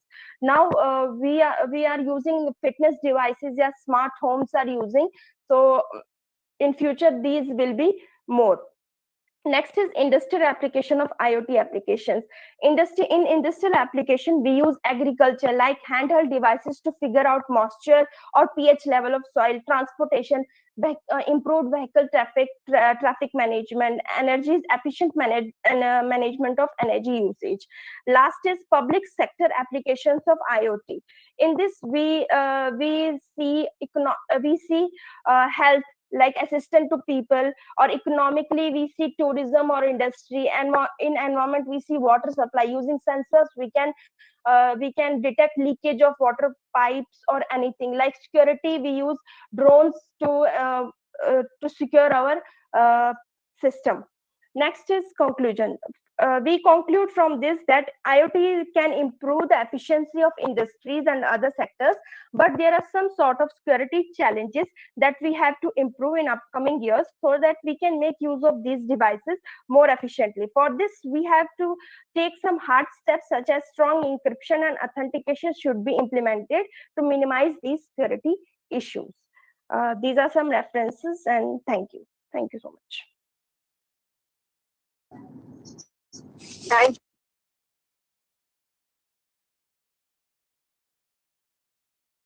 Thank you, Megha ma'am. I think सारे participant presentations हो चुके हैं. So I would like to call Dr. Bhavna Chaudhary ma'am. Please give your view on all presentations. Sir, first of all, I'm on the way on the highway to Delhi. The reason behind it, got a job in Gurgaon and I'm going to leave to that particular place. I was not willing to leave this opportunity to learn. Throughout the time period, I was learning some other thing. It was really very nice way of the conferences. There are multiple topics, multiple students giving their own views and research work. It was really learning, and listening to them was hats off. Few papers were like SEMA, both the papers were highlighted. Still, it's same, something new is adding to my views. Like कुछ और add करूँ, कुछ और add करूँ. ये बहुत अच्छे topics हैं, and that makes you spirit up. कि yes, you want to learn something more. When I heard about the train, yes, there are a number of luxurious train. IIT, that was very nice. The way IoT commercialization, HR, again it was a new concept कि पुराने HR से आज के HR में क्या अंतर बताते हैं. तो हर चीज में अगर देखें तो हमने हर एक्सपर्ट प्लस देखा, तो वो चीज बहुत अच्छी लगी. ऐसे ही अगर कॉन्फ्रेंसेस ऑर्गेनाइज होने चाहिए जिसमें टीचर्स भी कुछ इनिशिएटिव ले सके, लर्न कर सके, क्वेश्चन पूछ सके और थोड़ा सा आप अपने आप को अपडेट कर सके. So I will be saying the entire team to National Conference who organizes, thank you very much for giving us this platform for learning. Again, to recalling all those things which were somewhere locked in the brain. Giving us this platform. Thank you. Thank you, ma'am. Thank you so much. Thank you, ma'am. After that, ma'am, I would like to call Dr. Manoj Pacharia, sir. Give your view on this conference. Manoj, sir.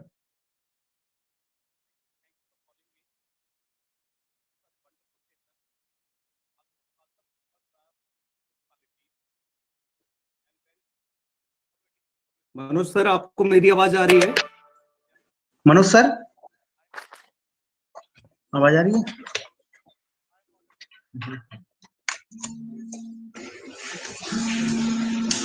Manoj sir, आवाज आ रही है आपको हमारी? Sir आपकी आवाज बहुत slow, बहुत स्लो, बहुत slow.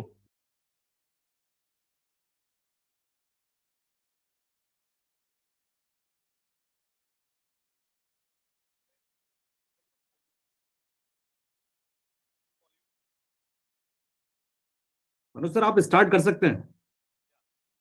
You can start.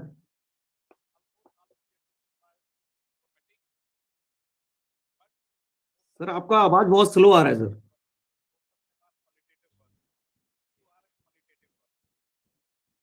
Sir आपकी आवाज बहुत स्लो आ रही है sir, please sir. I think आपका सर माइक वगैरह में कुछ Oh, I think Pachar sir left away due to some network issue.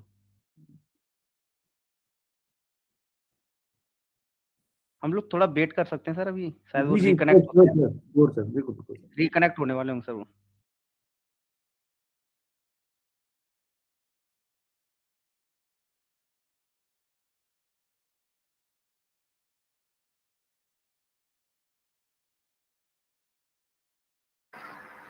Hello. Yes. Now I am audible? Yeah, definitely, sir. Yes, sir. Okay. First of all, I would like to give the thanks to organizing team. This was a wonderful session in which almost papers are good quality. Most of the researchers have done the qualitative work. Some few have done the quantitative work. So the presentation on the digitization of the Indian Railway. So this was a wonderful paper in which the idea was given how the converting the complaints to the compliment to the railway department. This was a wonderful idea. This was a wonderful idea, and so many techniques was discussed. But my view is there. The author has to give done the data analysis of e-ticketing, so that it will give the idea to the railway department to reform. So this step is missing, that I feel. So another paper, role of digitization in HR, it was again a good idea in which it will certainly help the HR department to improve the process, but in which author can also incorporate soft computing techniques such as fuzzy similarity, fuzzy logic, and genetic algorithm, genetic programming, ant colony optimization, support vector machines to give a solid, concrete direction to the HR department. So it will certainly improve the quality and working of the HR department. The another paper, IoT device. IoT device, it was a wonderful area. It is a emerging research area. But in this area, the security issue is still burning. It was not addressed properly. So author is advised to improve the paper, and I also advise to publish this paper into the good quality journals. It is a good idea. It is a good paper. The another paper is emerging digital contents, providing the platform to the Indian scenarios. So this is again a good idea. But in this field, I am feeling that artificial intelligence is an emerging area for exploitations. Author has not explored the artificial intelligence in this area. So artificial intelligence will help the digital content provider to evaluate the sentiments of the digital contents and to help them to translate the digital content into the Indian languages. So these are steps are not covered, that I feel. Another paper, the virtual classroom. This was a good paper in which the author has implemented the quantitative work, has used the SPSS. But I feel the sample size is very poor. The sample size has to be improved and the sampling technique has to be diversified. So certainly virtual classroom has an impact on the teaching learning process and has a certainly positive impact on the accounting classes. This is a good idea, but I feel the virtual classroom has an impact on practical work. It has a negative impact. So practical work cannot be easily incorporated in the virtual classes. So author is advised how the practical work has to be incorporated. So this is the steps. And in filmmaking, this is again artificial intelligence. Artificial intelligence can also help with the filmmaking industry. It will help to evaluate the sentiments of the films, rewrite the titles, rewrite the contents of the film with the help of artificial intelligence, and evaluate the emotions of the film also evaluate the sentiment of the comments and opinions. So these are the some opinions from my side to the authors, and authors are advised to carry out the research in future and to publish a good quality paper. Most of the papers are very good. I congratulate to all of the authors. They have done the wonderful efforts. Thank you to the team to providing the platform to the researchers. It was a good idea and good platform for the researchers. Thank you. Thank you, sir. Thank you, sir. Thank you. Give a valuable time for us, sir. Sharing and inciting and all wisdom with all us. Thank you, sir. I think session जो है हमारा last की ओर है, तो I would like to pleasure to thanks all the dignitaries, faculties, researcher and research scholars, those who are inside or outside of papers and giving a opportunity to learn something for in this sessions. So that will be a thank you, and a special thanks for my team, and a special thanks for my Excel Research Management Association for giving opportunity to present on vote of thanks, and thank you everyone to join us for this event, and a special thank you for Dr. C.P. Verma. He's my seniors and give an opportunity to present on in national conference and as a part of national conference. Thank you everyone. Thank you teachers. Thank you everyone. Thanks.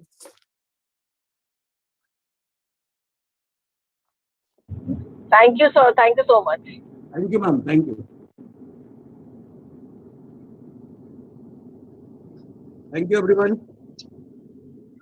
Thank you, sir. Thank you.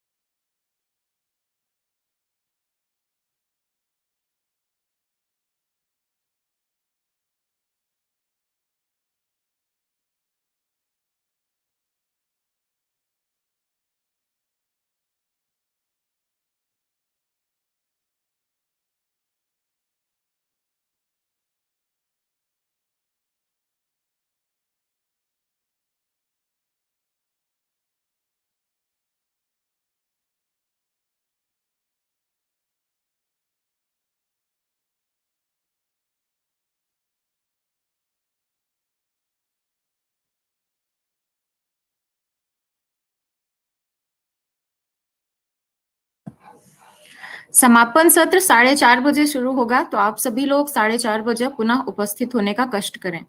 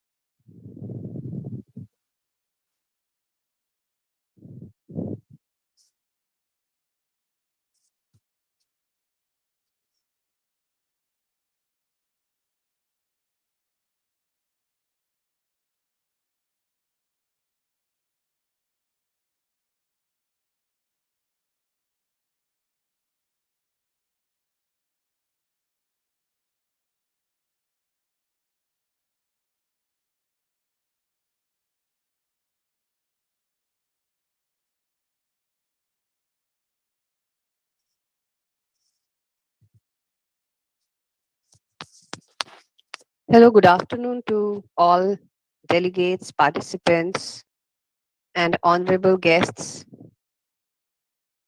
This side, Dr. Kalpana Singh. I welcome and invite Dr. Vijay K. Dikshit, co-organizing secretary, to address and welcome the guest of honor, Dr. Vijay K. Dikshit. Please, the co-organizing secretary. I think ma'am वो नहीं है शायद. I think Vijay Dixit sir. मैं call करता हूँ.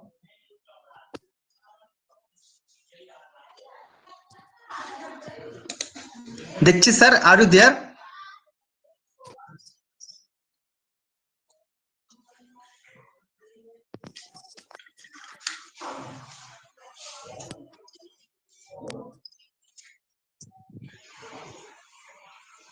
Dixit sir, आपको मेरी आवाज आ रही है दीक्षित सर? हाँ सर, ज्वाइन कीजिए वैलेडिक्टरी. बढ़िया चल रहा है सर, आप जल्दी आइए. ठीक है sir.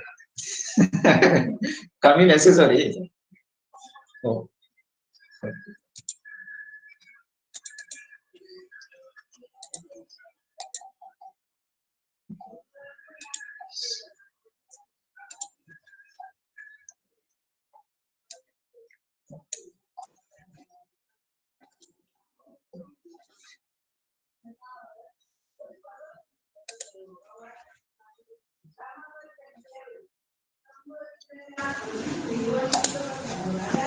I think Kalpana ma'am, हमें 2 या 3 मिनट वेट कर लेते हैं. ओके. विजय दीक्षित सर से बात हो चुकी है, वो 2-1 मिनट में कनेक्ट हो रहे हैं. थोड़ा टेक्निकल इशू है मैम. जी जी जी.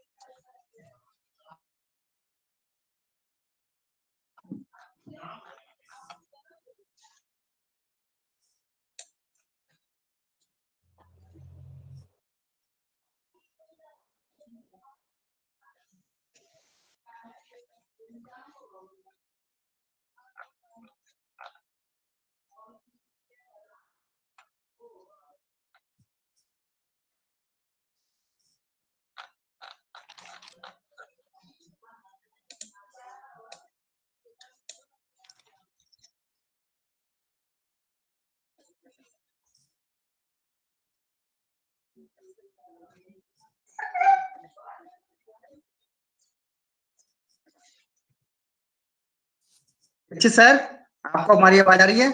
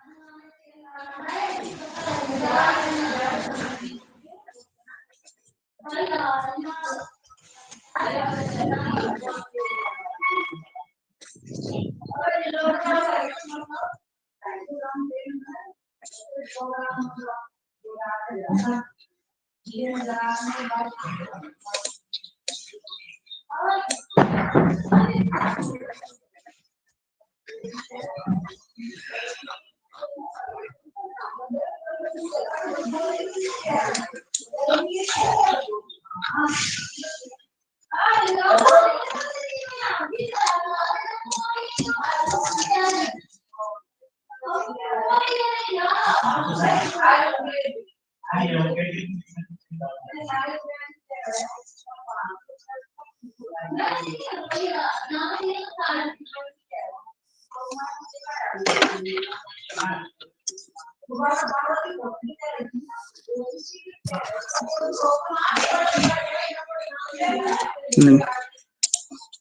थिंक विजय दीक्षित सर जुड़ नहीं पा रहे हैं किसी कारण से।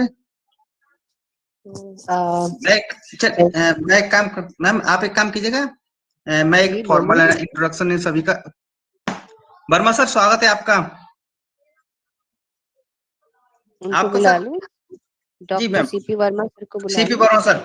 सर वर्मा सर, आप औपचारिक परिचय के लिए आपको आमंत्रित कर रहे हैं सर। सभी गेस्ट का औपचारिक परिचय आप कर रहे थे sir.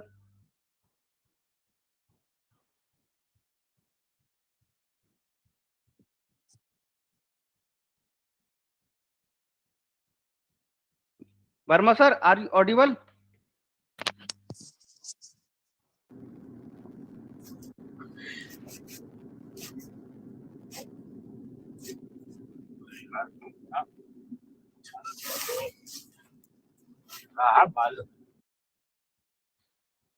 Okay, so once again, a very warm good afternoon, each and everyone, especially our Honorable Chief Patron, Professor Avinash Vajpayee sir. Presently, he is working as a registrar at University of Bhopal, MCRPV, Makhanlal Chaturvedi राष्ट्रीय पत्रकारिता विश्वविद्यालय. One of my dear friends, our patron of the national conference, Dr. Kapil Raj Chandoria. Presently, he is working as an assistant professor in MCRPB University, Bhopal. Undoubtedly, without his taking initiatives as well as such kind of great zeal regarding the present scenario of research, he is an exceptional case, and undoubtedly, I am proud of you. My dear sir, you are one of the youngest patron at present scenario I have ever seen since last 21 years in higher education, as well as UTD departments, UGC, as well as All India Council of Technical Educations and various committees on national as well as international level. So undoubtedly, great hats to you. After that, again, one of my dear, Dr. Mohan Baraya, Honorable Convener of this national conference. नमस्कार सभी को। बहुत बहुत नमस्कार मोहन जी। नमस्ते sir. Without your support, my dear, it cannot be possible to conduct such type of a task. Undoubtedly, and also our co-convener, Dr. Neetu Singh Yadav, though we know have a lots of family responsibilities, she was doing her job on great level. It was my pleasure, sir. Oh, thanks a lot. Thanks a lot. Thank you too, sir. Oh, yes. And after that, our whole organizing committee members, especially Dr. Dinesh Kumar Kaushal. Namaskar, sir. Namaskar, namaskar Dinesh ji. And Dr. D.K. Singh Chauhan sir. Yes. Chauhan sir is present. Otherwise, very soon he will be join us. Then after, Dr. Rahul Kushwa, the present moderator of second technical session recently. Dr. Kalpana Singh, the sheet anchor of this valedictory session. With me, Miss Amrita Pandey, one of the youngest researcher, as well as excellent volunteers, ma'am. You have done your great job. You call Thank you so much. all the delegates and researchers with our Mohan sir. Remarkably, your efforts was great. Thank you, sir. Thank you so much. Always welcome. And Miss Vaishnavi Sharma, the sheet anchor of our morning inaugural session. Dr. Amit Singh, Dr. Monica Kanchan, and many more. And with these also, I would like to just say a few words about since morning till evening. If our patron, sir, my dear Dr. Kapil Raj Chandoria, allow us. Great. So undoubtedly, this was not an effort of just only 1 or 2 or 3 days. It was a hard, long journey that was started actually during the session when we were not act as a dear doctors. At that time, we were act as a researchers of our Jivaji University, Gwalior. Then we have just sit sometimes on tea stall or sometimes on dhabas and plan. There will be a such kind of association we have created, my dears. So one day we will create a great foundation stones in the field of research activities. And now such type of gossipings is converted from virtuality into reality and present scenario. So long ago, और जैसा कि मैंने first inaugural session में भी कहा था कि idea generate तो कोई एक व्यक्ति करता है, उसके बाद तो लोग जुड़ते गए और कारवां बनता गया. And now with that, without mentioning our chief guest of first technical session, Professor Dr. Anil Kothari sir. He is presently working as a Director General in Madhya Pradesh Council of Scientific and Technical, and also play his role as a scientific counselor with MP government. Now, with his pious words, in our first technical session, there was keynote speakers, or our chairperson was Professor Dr. Kanchan Bhatia ma'am and Professor Dhruv K. Dikshit sir. And now in second technical session, Professor Dr. Bhavna Jawhari ma'am and Professor Dr. Manoj Pacharia sir. I heartily welcome you ma'am once again, because Bhavna ma'am is at this time present with us. And ma'am, thank you sir, thank you so much sir. Salutes to you ma'am, though I am seeing continuously since beginning till this moment of time, you are just traveling, or maybe you are present in a car, though you are just providing your valuable suggestions as a keynote chairperson.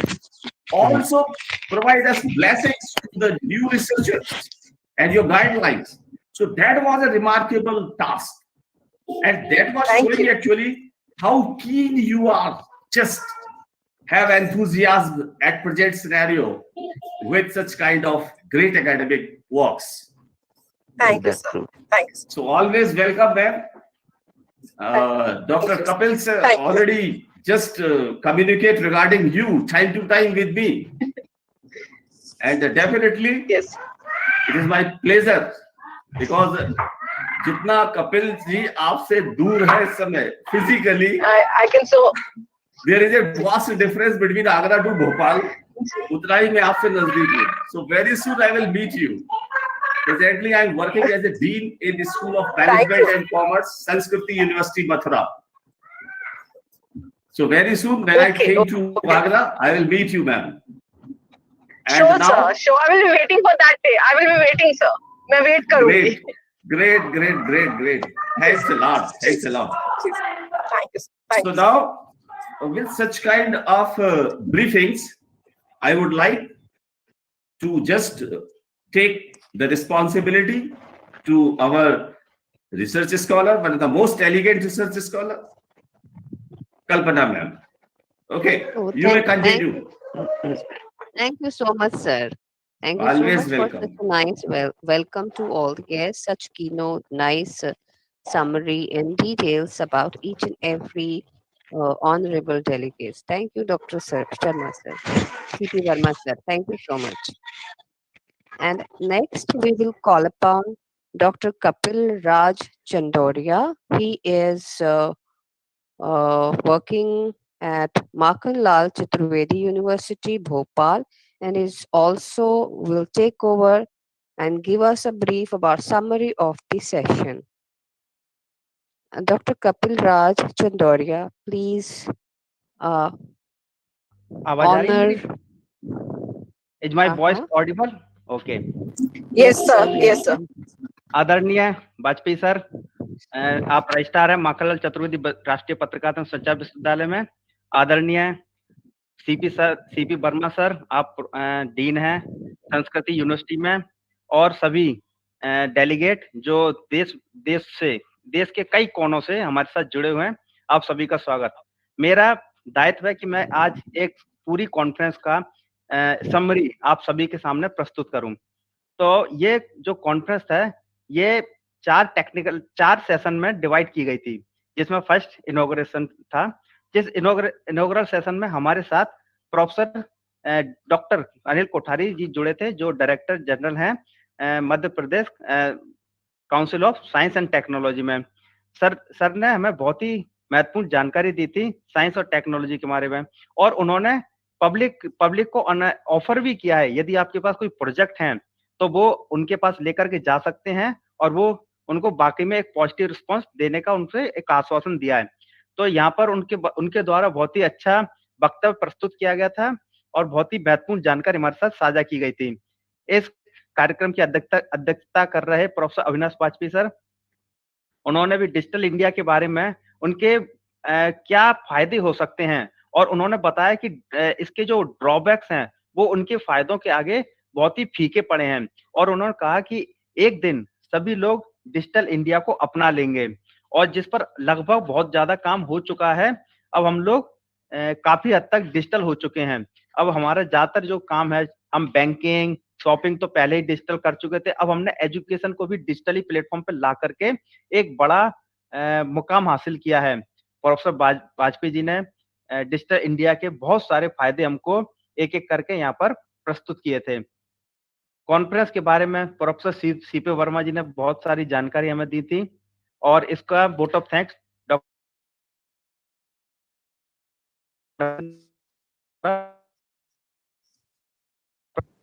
Presentation session आयोजित किया गया था, जिसका समय 12 बजे से दोपहर 1:30 बजे तक का रहा. इसकी अध्यक्षता सेशन चेयर प्रोफेसर डॉक्टर कंचन भाटिया मैम ने की. ये प्रोफेसर हैं department of management Makhanlal Chaturvedi राष्ट्रीय पत्रकारिता एवं संचार विश्वविद्यालय में. साथ ही प्रोफेसर ध्रुव कुमार दीक्षित, आप प्रोफेसर हैं sociology department Kesarwani PG college Jabalpur, आप भी संयुक्त रूप से सेशन चेयर थे. इस पूरे सेशन में कुल 9 पेपरों का प्रेजेंटेशन हुआ था, और ये आपके पेपर जिसमें सबसे पहला पेपर था मिस्टर सुजीत बाबू राव चौहान. आपने digitalisation in human resource practices के ऊपर बहुत ही महत्वपूर्ण जानकारी हमारे बीच साझा की थी. फिर उसके बाद डॉक्टर अर्चना शर्मा मैम, आपका जो शीर्षक था वो था role of modern technology in higher education. आपने हायर एजुकेशन में मॉडर्न टेक्नोलॉजी यानी कि डिजिटल टेक्नोलॉजी का महत्वपूर्ण योगदान के बारे में आपने जानकारी हमारे साथ साझा की थी. इसके बाद मिस्टर पारस यादव, इनका शीर्षक था media literacy in context to digital media, यानी कि आपने मीडिया का जो एजुकेशन में, यानी कि डिजिटल मीडिया का एजुकेशन में क्या प्रभाव हो सकता है, आपने इस बारे में बहुत ही अच्छे शोध करके हमारे सामने एक समरी, एक रिपोर्ट प्रस्तुत की। इसके बाद मिस्टर अरशद हुसैन पियर, मिस्टर गौहर अहमद वानी, यदि मैं नाम लेने में कोई गलती करूं तो मैं क्षमा प्रार्थी रहूंगा। और आपका जो पेपर का टाइटल था वो technology conflict and sustainability of tourism industry in Jammu and Kashmir. आपने टेक्नोलॉजी और टूरिज्म को मिलाकर के बहुत ही शानदार रिसर्च पेपर प्रस्तुत किया था और आपने इसको जम्मू एंड कश्मीर के क्षेत्र में आपने ये रिसर्च को कंडक्ट किया, आपने इस रिसर्च को अंजाम दिया। इसके बाद मिस दिव्या अरोड़ा, जिन्होंने digital era Uttar Pradesh international trade prosperity Saharanpur based study, आपने भी डिजिटल ईरा को लेकर के बहुत ही महत्वपूर्ण जानकारी इस टेक्निकल सेशन में प्रस्तुत की गई थी। उसके उपरांत प्रोफेसर सीपी वर्मा सर, संयुक्त रूप से मिस वैष्णवी शर्मा, आपने भी digital India a new way of life के ऊपर बहुत ही अच्छी शोध को यहाँ पर प्रस्तुत किया था। इसके उपरांत अनिल कुमार जी ने अपना शोध पत्र भी यहाँ प्रस्तुत किया गया था। मैं माफी चाहूंगा कि उसका टाइटल मेरे से थोड़ा सा मिसप्लेस हो गया है, पर आपका जो शोध पत्र था वो काफी अच्छा था। और इसके उपरांत मिस अनमोल बंसल ने एक बहुत ही अच्छा paper safeguarding against excessive technology use strengthening the root of constitution of psychology prospective पर प्रस्तुत किया था। आपका पेपर भी काफी रोचक और काफी इंटरेस्टिंग रहा। इसके उपरांत मिस शिल्पा राठौर, आपने youth entrepreneurship startup career and challenges के ऊपर भी आपने एक महत्वपूर्ण शोध हमारे सामने प्रस्तुत की। सर, ये कुल मिलाकर के 9 रिसर्च पेपर इस पूरे सेशन में प्रस्तुत किए गए थे। और इसके उपरांत हमारा टेक्निकल सेशन 2, जो कि दोपहर 2:30 से 4 बजे तक चला। इसमें पहला पेपर मिस साक्षी यादव द्वारा role of Indian railway catering and tourism corporation in digitalisation of Indian railway के ऊपर प्रस्तुत किया गया था। यानी कि रेलवे जो काफी समय पहले अपने टिकट्स को ऑनलाइन लेकर के चला गया था और उस पर लेकर के बहुत ही अच्छा, बहुत ही जेन्युइन शोध इन्होंने यहाँ पर प्रस्तुत की थी। इसके उपरांत miss Seema Shukla and doctor Mukesh Kumar ji, आपने स्मार्टफोन फिल्म मेकिंग के ऊपर एक बहुत ही अच्छा रिसर्च पेपर शोध पत्र यहाँ प्रस्तुत किया गया था। और आपने जो जानकारी दी थी वो बाकी में बहुत ही महत्वपूर्ण जानकारी आज के सिनारियो के अनुसार है। इसके उपरांत मिस प्रियंका अग्रवाल, डॉक्टर सुलक्षणा तिवारी, आपने एचआर ट्रांसफॉर्मेशन एंड मोटिवेशन के ऊपर एक बहुत ही खूबसूरत सा रिसर्च पेपर प्रस्तुत किया था, जिसका शीर्षक था HR transformation and motivation functions of HR manager in digital era, यानी कि डिजिटल ईरा में एचआर मैनेजर के क्या फंक्शन हो सकते हैं, ये आपने यहाँ पर बताया। इसके उपरांत रजविंदर कौर ने एक role of digitalisation in human resource in today modern era of 21st century, बहुत ही बर्निंग, बहुत ही जरूरत का विषय पर इन्होंने अपना शोध पत्र यहाँ पर प्रस्तुत किया था। इसके उपरांत प्रोफेसर डॉक्टर एल.एस. बंसल, जो प्रोफेसर हैं Karera college, Karera government college Gwalior Shivpuri, आपने a study of virtual class and its impact on accounting education, यानी कि आपने एक कॉजल इफेक्ट रिलेशनशिप के ऊपर एक शोध पत्र प्रस्तुत किया था, जिसमें वर्चुअल क्लास का अकाउंटिंग एजुकेशन पर क्या प्रभाव हो सकता है। आपने वो सारी जानकारी एक अच्छे बढ़िया एनालिसिस के माध्यम से हमारे सामने प्रस्तुत की थी। इसके उपरांत मिस अमृता पांडे, जिन्होंने emerging digital contest providing platform in India के विषय के ऊपर एक अच्छा शोध पत्र यहाँ पर प्रस्तुत किया।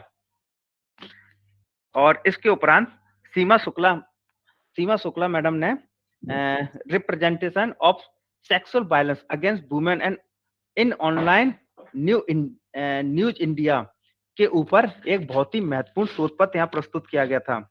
इसके बाद हमारा जो आखिरी पेपर था वो miss Megha Raina and doctor Archana Sharma द्वारा प्रस्तुत किया था, जिसका टाइटल था challenges and future scope of IoT in India. ये भी बहुत ही खूबसूरत, बहुत ही जेन्युइन तरह की शोध यहाँ पर इन्होंने प्रस्तुत की थी। अब इसके बाद हम लोग अभी जो मूव कर रहे हैं वो है वैलेडिक्टरी सेशन में। वैलेडिक्टरी सेक्शन में हमारे पास जो गेस्ट थे प्रोफेसर के रत्नम, मैं आपको इसका जानकारी देना चाहूंगा कि किसी कारण से शायद वो आज हमारे बीच में कनेक्ट नहीं हो पा रहे हैं। किसी कारण से प्रोफेसर के रत्नम जी उनको अचानक कोलकाता निकलना पड़ा है, तो वो कनेक्ट नहीं हो पा रहे हैं। और आज हमारे बीच में प्रोफेसर बीसी महापात्रा जो हमारे चीफ गेस्ट के रूप में उपस्थित हैं। मैं प्रोफेसर बीसी महापात्रा का स्वागत करता हूं और इसकी अध्यक्षता कर रहे हैं प्रोफेसर अविनाश वाजपेयी सर, जो रजिस्ट्रार है माखनलाल चतुर्वेदी राष्ट्रीय पत्रकारिता विश्वविद्यालय में। मैं वैसे तो मेरा काम था केवल इसकी समरी को आपके सामने प्रस्तुत करना, क्योंकि अभी अभी बीसी महापात्रा सर हमारे बीच में जुड़ चुके हैं। मैं इनसे पहले इनका एक संक्षिप्त परिचय आपके सामने इनका प्रस्तुत कर देता हूं। प्रोफेसर बीसी महापात्रा सर, आप फॉर्मर प्रोफेसर हैं एमपी भोज यूनिवर्सिटी में। आपके द्वारा 6 किताबें लिखी जा चुकी हैं और अभी अभी आपने रिसेंटली एक बुक लिखी है जिसका नाम है नेशनल एजुकेशन पॉलिसी। आपने सर न्यू एजुकेशन पॉलिसी के ऊपर ही बहुत काम किया हुआ है और आपने सर तकरीबन 100 से ज्यादा कॉन्फ्रेंसेज आपके द्वारा नेशनल एवं अंतर्राष्ट्रीय स्तर पर संपादित की गई हैं। आपके द्वारा सर 50 से अधिक रिसर्च शोध पत्रों का प्रकाशन नेशनल और इंटरनेशनल लेवल पर कराया जा चुका है। कई शोधार्थियों ने आपके मार्गदर्शन अपनी पीएचडी को पूर्ण किया है। आपने कई बार सब फॉरेन ट्रिप की हैं और आपने अपना जो ज्ञान है उसका सर प्रचार प्रसार आपने देश में ही नहीं बल्कि देश के बाहर भी किया है। मैं सर आपके बारे में बोलने के लिए तो बहुत कुछ है, लेकिन समय की बिल्कुल सीमा है सर हमारे लिए। आपका बहुत बहुत स्वागत है सर, आपने अपना बहुत अमूल्य समय हमें दिया। आपका सर हम लोग पूरा एक्सेल रिसर्च मैनेजमेंट एसोसिएशन आपका आभारी रहेगा। आपका सर स्वागत है हमारे बीच में। मैं वो माइक देना चाहूंगा डॉक्टर कल्पना सिंह को। आप आगे का कार्यक्रम स्टार्ट करें। जी, thank you, Professor Kapil Chandoria, sir, our patron. Now, next, I will invite Professor Avinash Bajpayee, sir, who is Registrar of Makhanlal Chaturvedi, Bhopal, Makhanlal Chaturvedi University, Bhopal, to give us a keynote address. I invite Professor Avinash Bajpayee, sir. जी नमस्कार। मैं सर्वप्रथम तो सभी organisers को बहुत बहुत साधुवाद देना चाहता हूँ। मैंने कुछ सेशन पहले से प्रोग्राम में था, मतलब मैंने ऐसी कोई वेबिनार नहीं देखी जहाँ पर शुरुआत से लेकर अंत तक अभी भी इसमें 50+ लोग जुड़े हुए हैं। तो ये इस तरीके का आयोजन दिखाता है कि किस तरीके से शोध के लिए लोग समर्पित हैं। आज आप राजनीतिक भाषणों की रैली देख लीजिए, आम सभाएं देख लीजिए, वहां तो भीड़ आपको खूब मिल जाएगी, लेकिन इस तरीके की शैक्षणिक गतिविधियों में, इस तरीके के शोध संगोष्ठियों में लोगों का, वो भी आज एक संडे है, सबके अपने अपने काम होंगे। मैं देख रहा हूँ काफी हमारी बहनें इसमें जुड़ी हुई हैं जो अपने घर के कामों को निपटा के, एक मैडम तो ट्रेवल कर रही हैं लगातार और उसके बाद जुड़ी हुई हैं, और मैं कई और लोगों के यहाँ पर देख रहा हूँ कि लगातार वो सुबह से लेके जुड़ी हुई हैं। आप यंग की अगर बात करें तो पारस यादव भी हमारे विद्यार्थी हैं, अमृता अभी हमारी जस्ट पास आउट विद्यार्थी हैं। उसके बावजूद इनकी इस तरीके की रुचि की है, सुबह से शाम तक जुड़े हुए हैं। ये दिखाता है कि शोध में हमको कोई रोक नहीं सकता, और एक तरफ से हम कह सकते हैं कि डिजिटल इंडिया या हम जो नए भारत के निर्माण की बात कर रहे हैं उसमें हमको कोई रोक नहीं सकता, क्योंकि यही युवा शक्ति है जो हमें आगे ले जाने वाली है। हम लोग तो ठीक है, जो कुछ हमें जितनी जरूरत थी उतना हमने डिजिटाइजेशन सीख लिया और उसमें काम कर रहे हैं, लेकिन ये युवा पीढ़ी दिखाती है कि इनका समर्पण है शोध के लिए। ये शोध को किस तरीके से आगे ले जाएंगे, मुझे पूरा विश्वास है कि इस तरीके की संगोष्ठियां, मैं देख रहा था बहुत सारे कमेंट्स आ रहे थे। कपिल जी आपने भी देखे होंगे, मतलब आप कपिल जी वाकई इसके लिए बहुत बधाई के पात्र हैं, आपकी पूरी टीम बहुत बधाई की पात्र है कि कमेंट्स में लोग लिख रहे हैं कि नहीं, इस तरीके की संगोष्ठी आप शीघ्र और करें, इस तरीके की आवश्यकता है संगोष्ठियों की। और वाकई मुझे, मतलब मैं ऐसा नहीं कि आपके सामने कह रहा हूँ, मुझे देख के बहुत अच्छा लगा। इनॉग्रल जब मैं उसमें लगभग मुझे लगता है शायद 10 बजे जुड़ा था, और अभी लगभग हम लोग 5 सवा 5 के लगभग ये कार्यक्रम खत्म होगा 5:30 तक, और उस समय तक इतनी बड़ी संख्या में लोगों का जुड़ा होना, वो भी एक छुट्टी के दिन, संडे के दिन, वाकई में, क्योंकि वर्चुअल फॉर्म में हमको जोड़ के रखना एक बहुत मुश्किल काम होता है। ये मेरे ख्याल से वर्मा जी भी समझते होंगे, और बाकी लोग भी इस चीज को अनुभव किए होंगे। तो ये बहुत बड़ी चीज दिखाती है कि हम लोग किस तरीके से शोध के लिए और शैक्षणिक गतिविधियों के लिए समर्पित हैं। मैं एक और, अभी कपिल जी ने बताया कि अपने जो चीफ गेस्ट थे वो किन्हीं कारणों से इसमें नहीं जुड़ पाए।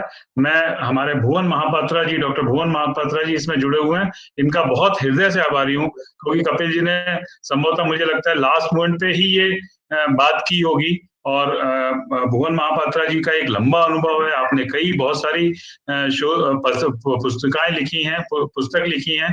इसके अलावा आपका शोध में गहन रुचि है, आपने कई देशों की यात्राएं की हैं, और आप भी एक शोध के लिए समर्पित व्यक्ति हैं। भुवन जी से बात हो रही थी तो उन्होंने बताया आज वो शायद रविंद्र भवन में हमारे माननीय चीफ मिनिस्टर मुख्यमंत्री जी का कोई कार्यक्रम है, उसमें है, लेकिन उन्होंने कहा कि नहीं, अब चूंकि मुझे ऐसा आमंत्रण कपिल जी की तरफ से प्राप्त हुआ है, कपिल जी ने आग्रह किया है, तो मैं भले ही थोड़ा सा, अभी मैं थोड़ा सा उनका फोटो भी देख रहा था पीछे, शायद रविंद्र भवन का जो पीछे शेड है वहां आके वो इस वेबिनार में जुड़ पा रहे हैं और हमको संबोधित करेंगे, तो मैं उनका भी बहुत आभारी हूँ। ये कुल मिला के ये चीजें दिखाती हैं कि हम अपने काम के लिए कितने समर्पित हैं। ये सिर्फ ये नहीं कि एक संगोष्ठी करना है और हमें एक सिर्फ सर्टिफिकेट चाहिए, एपीआई बढ़ाना है, ये उसके लिए बिल्कुल नहीं है।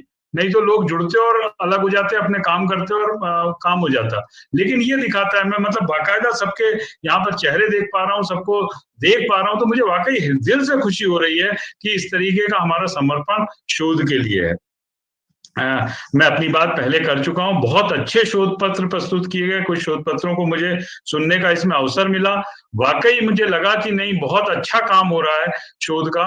और ये संस्था को, हमारा जो IRMA है, एक्सेल रिसर्च मैनेजमेंट एसोसिएशन, मैं इसको हृदय से धन्यवाद देता हूं और ईश्वर से कामना करता हूं कि इस तरीके की शोध संस्थाएं आगे बहुत जाएं और बहुत देश को आगे ले जाएं, हमारे प्रदेश को आगे ले जाएं, और हम लोग एक अच्छे सुदृढ़ राष्ट्र का निर्माण कर सकें। क्योंकि जब युवा पीढ़ी कोई चीज ठान लेती है, मेरा ये अपना अनुभव कहता है, मेरे ख्याल से वर्मा जी काफी अनुभवी हैं, अच्छे जगह पे हैं, आप भी इस चीज को एग्री करेंगे कि जब युवा कोई चीज ठान लेता है तो फिर उसको कोई चीज मोड़ नहीं सकती, उसको कोई रोक नहीं सकता। तो ये बिल्कुल तय है कि इस तरीके की शोध के काम, इस तरीके की संगोष्ठियां, इस तरीके के वेबिनार कहीं ना कहीं ये मील के पत्थर साबित होंगे और हम इसमें शोध में एक अपना अलग स्थान बना पाएंगे।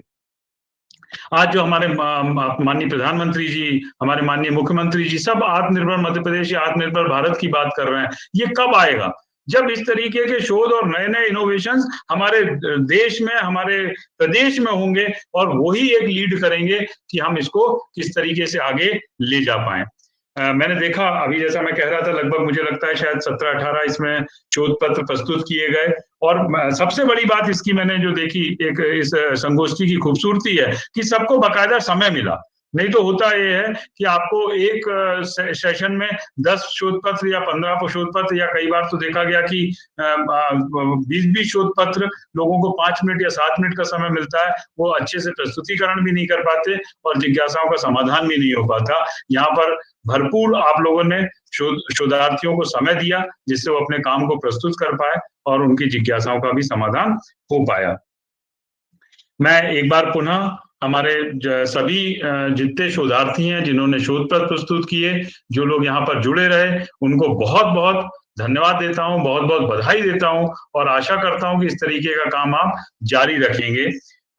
मैं विशेषकर इसमें जो प्रोफेसर CP वर्मा साहब, जो ऑर्गेनाइजिंग सेक्रेटरी हैं, उनकी भूमिका मैं देख रहा हूँ, बहुत ही सक्रिय भूमिका आप इस पूरी संगोष्ठी में आपने निभाई। आपको बहुत बहुत धन्यवाद, बहुत आभार। इसके अलावा डॉक्टर विजय दीक्षित इसमें लगातार जुड़े रहे। विजय जी के साथ मुझे काम करने का सौभाग्य प्राप्त हुआ है। डॉक्टर नीतू यादव के साथ मुझे काम करने का सौभाग्य प्राप्त हुआ है। तो मैंने इन लोगों को बहुत नजदीक से देखा है, लेकिन आज मुझे वाकई जिन लोगों से मैं नहीं भी मिला था उनको भी देख के लग गया कि आपकी टीम वाकई काबिले तारीफ है, और मैं उसको सैल्यूट करता हूँ कि आपकी टीम ने किस तरीके से ये संगोष्ठी का आयोजन किया। मुझे जब लग रहा था, जब मैं शुरू में मुझे बताया गया कि मोर देन लगभग 1000 के या 700 कुछ रजिस्ट्रेशन हुए, तो मुझे लगा था कि यार ये मतलब फिगर कैसा होगा। लेकिन अभी जब मैंने पूरी संगोष्ठी सुनी और पूरा इसको देखा पूरे दिन, तो वाकई मुझे विश्वास हो गया कि नहीं, आपका टीम बहुत अच्छा काम कर रही है। इसमें मैं जो आपके ऑर्गेनाइजिंग को सेक्रेटरी हैं डॉक्टर विजय दीक्षित जी, उनका बहुत बधाई देता हूँ उनको। इसके अलावा जो कन्वीनर है डॉक्टर नीतू सिंह यादव जी, डॉक्टर मोहन जी, आपको बहुत बहुत बधाई। और डॉक्टर धन्यवाद सर। जो इसके पैटर्न हैं उनको बहुत बहुत बधाई कि सबसे पहले तो ये जो जैसे वर्मा साहब कह रहे थे, मैं बिल्कुल इनकी बात से एग्री हूँ कि एक विचार तो आ जाता है, एक आप कर तो लेते हैं, कोई चीज बना तो लेते हैं, लेकिन जब आप कोई अच्छे उद्देश्य से, अच्छे मन से आप आगे बढ़ते हैं, तो वो आप चलते जाते हो और कारवां बनता जाता है। यह आप लोगों ने आज यहाँ पर साबित कर दिया, दिखा दिया कि इस तरीके के संगोष्ठी में किस तरीके से लोग शोध कर रहे हैं और किस तरीके से लोग इस काम को आगे ले जाना चाहते हैं। मैं अब ज्यादा समय नहीं लूंगा क्योंकि मुझे मालूम है कि भुवन महापात्रा जी को फिर से कार्यक्रम में जाना होगा। तो मैं बस इन्हीं शब्दों के साथ एक बार पूरी ऑर्गेनाइजिंग कमेटी को, पूरी ऑर्गेनाइजिंग टीम को बहुत बहुत बधाई देता हूँ। तरीके का आयोजन आपसे अपेक्षा रखता हूं कि आप फिर आगे भविष्य में भी करते रहेंगे। पुनः एक बार सभी ऑर्गेनाइजिंग टीम को बहुत बहुत धन्यवाद, बधाई। जय हिंद, जय Bharat. Thank you, Professor Avinash Bajpayee, sir, for this warm address. And I hereby also call upon Dr. C.P. Verma, sir, to welcome and give a short introduction and details on our guest of honor, Professor B.C. Mahapatra. Thank you, ma'am. And thank you so much, Honorable Registrar, sir, as well as our Chief Patron, not only, but also our Guardian, sir, Professor Vajpayee, sir. मैं ना केवल आपको इस Excel research management association के मंच से प्रणाम करता हूं, बल्कि आपके चरण स्पर्श करना भी चाहूंगा। डिजिटल का जमाना है, मुझे और मेरी पूरी एसोसिएशन पर, हमारी पूरी एसोसिएशन पर आप अपना आशीर्वाद बनाए रखिए हमेशा सर, हमेशा, बिल्कुल। Thank you sir, thank you so much. और इसमें कोई दो राय नहीं है कि जो किसी भी प्रोग्राम, चाहे वो एकेडमिक हो या कल्चरल हो, उसकी ओवरऑल सफलता इस बात पर निर्भर करती है कि उस प्रोग्राम को ऑर्गेनाइज करने वाली टीम और उसके टीममेट्स कैसे हैं। तो undoubtedly one of the remarkable efforts. और इसके साथ ही मैं वेलकम करना चाहूंगा आज के हमारे जो चीफ गेस्ट हैं, जैसा कि हमारे one of the most honourable patron doctor Kapilraj Chandauriya ने बताया कि professor Bhuvan Chandra Mahapatra sir recently on our short invitation just not only accepted but also presented, and that will create again कि देखिए कितना बेहतरीन एक माहौल बनता है। और undoubtedly though Professor Ratnam is not present here due to some certain unevitable reasons, but I would like to say my heartiest thanks to Professor Ratnam sir in his absentia. Sir, definitely very soon we will again create or conduct such kind of academic program, and I hope that you will present in that program.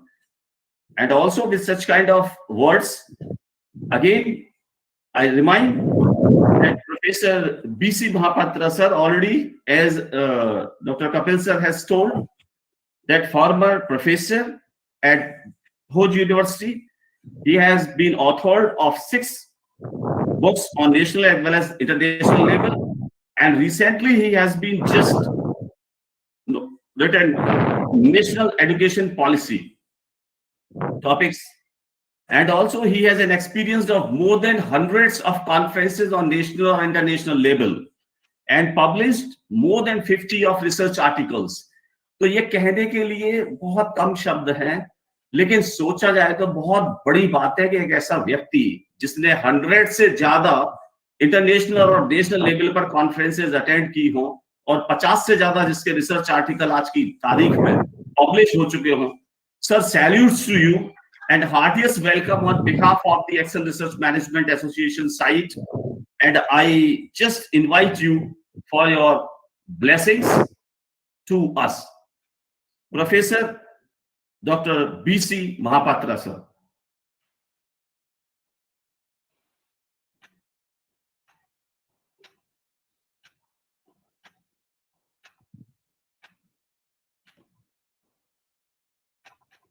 If Professor Mahapatra is available, kindly bless us with his noble words.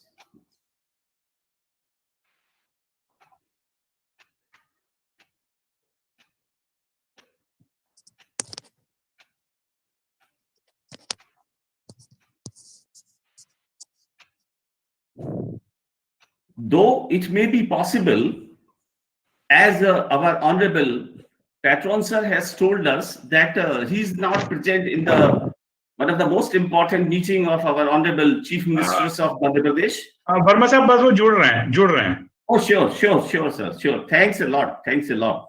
So very soon we will all blessed by our chief guest, honorable Professor Bhuvan Chandra Mahapatra sir. And till I would like to share a few things about you regarding our Excel Research Management Association. Undoubtedly, this is an organization who is working 24/7 hours or day or night regarding various research activities. And one of the most bombastic, yes, I have to all of you present here. But for that, my dear all, you will wait for something, because that was actually created at right time in the last moment of this National Conference on Digital India Challenges and Opportunities. My dear friends, Dr. Kapil is smiling continuously because he knows what will I should be blasting at the last moment of this digital conference. So definitely his smile is so nice and it will telling more of the things, and I can understood it. So I think Professor Mahapatra very soon join to us. जब तक महापात्रा जी जुड़ रहे हैं, अगर वर्मा साहब कुछ आप आज्ञा दे तो मैं कुछ बात कहना चाहूंगा. Sure sir, sure.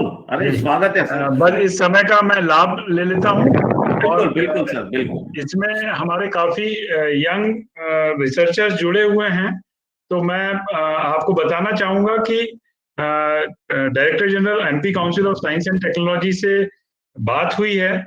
तो आप लोगों के पास कुछ भी अगर आइडियाज हैं, कुछ इनोवेशंस आपके दिमाग में हैं, कुछ आपको लगता है कि किसी फील्ड में काम करना है, तो you all are most welcome. आप MP council of science and technology की वेबसाइट है. महापात्रा जी जुड़ गए हैं, मैं चाहूंगा पहले मैं उनको जोड़ लें अपन, वर्मा साहब, नहीं तो फिर वो डिस्कनेक्ट हो जाएंगे. Please. So professor VC Mahapatra sir has joined us. Sir स्वागत है आपका, हार्दिक वंदन, अभिनंदन. और सर अनम्यूट कर लीजिए, अनम्यूट कर लीजिए महापात्रा साहब. Please unmute yourself so that we can just audible. Sir, are you hearing me? Sir, yes sir, great. Yes. Welcome sir. Actually, सर्वप्रथम मेरे सभी ऑर्गेनाइजर, मंचस्थ सभी लोग, वाजपेयी जी और जो ऑर्गेनाइज कर रहे हैं ये वेबिनार, ये इतने बढ़िया थीम और शॉर्ट ड्यूरेशन में मुझे थोड़ा मौका मिला है आप लोगों से जोड़ने के लिए. I am very much thankful to all the organization, and this is the basic question for me, that I have acquainted with such platform, such ideas, such new visions of educational thoughts and feelings on technology of education like this. This is called as the digital area of educational system. Now we are all are working in the higher education, research, training, extension. These are the three areas which covered by the higher education system. And we are very much proud for that.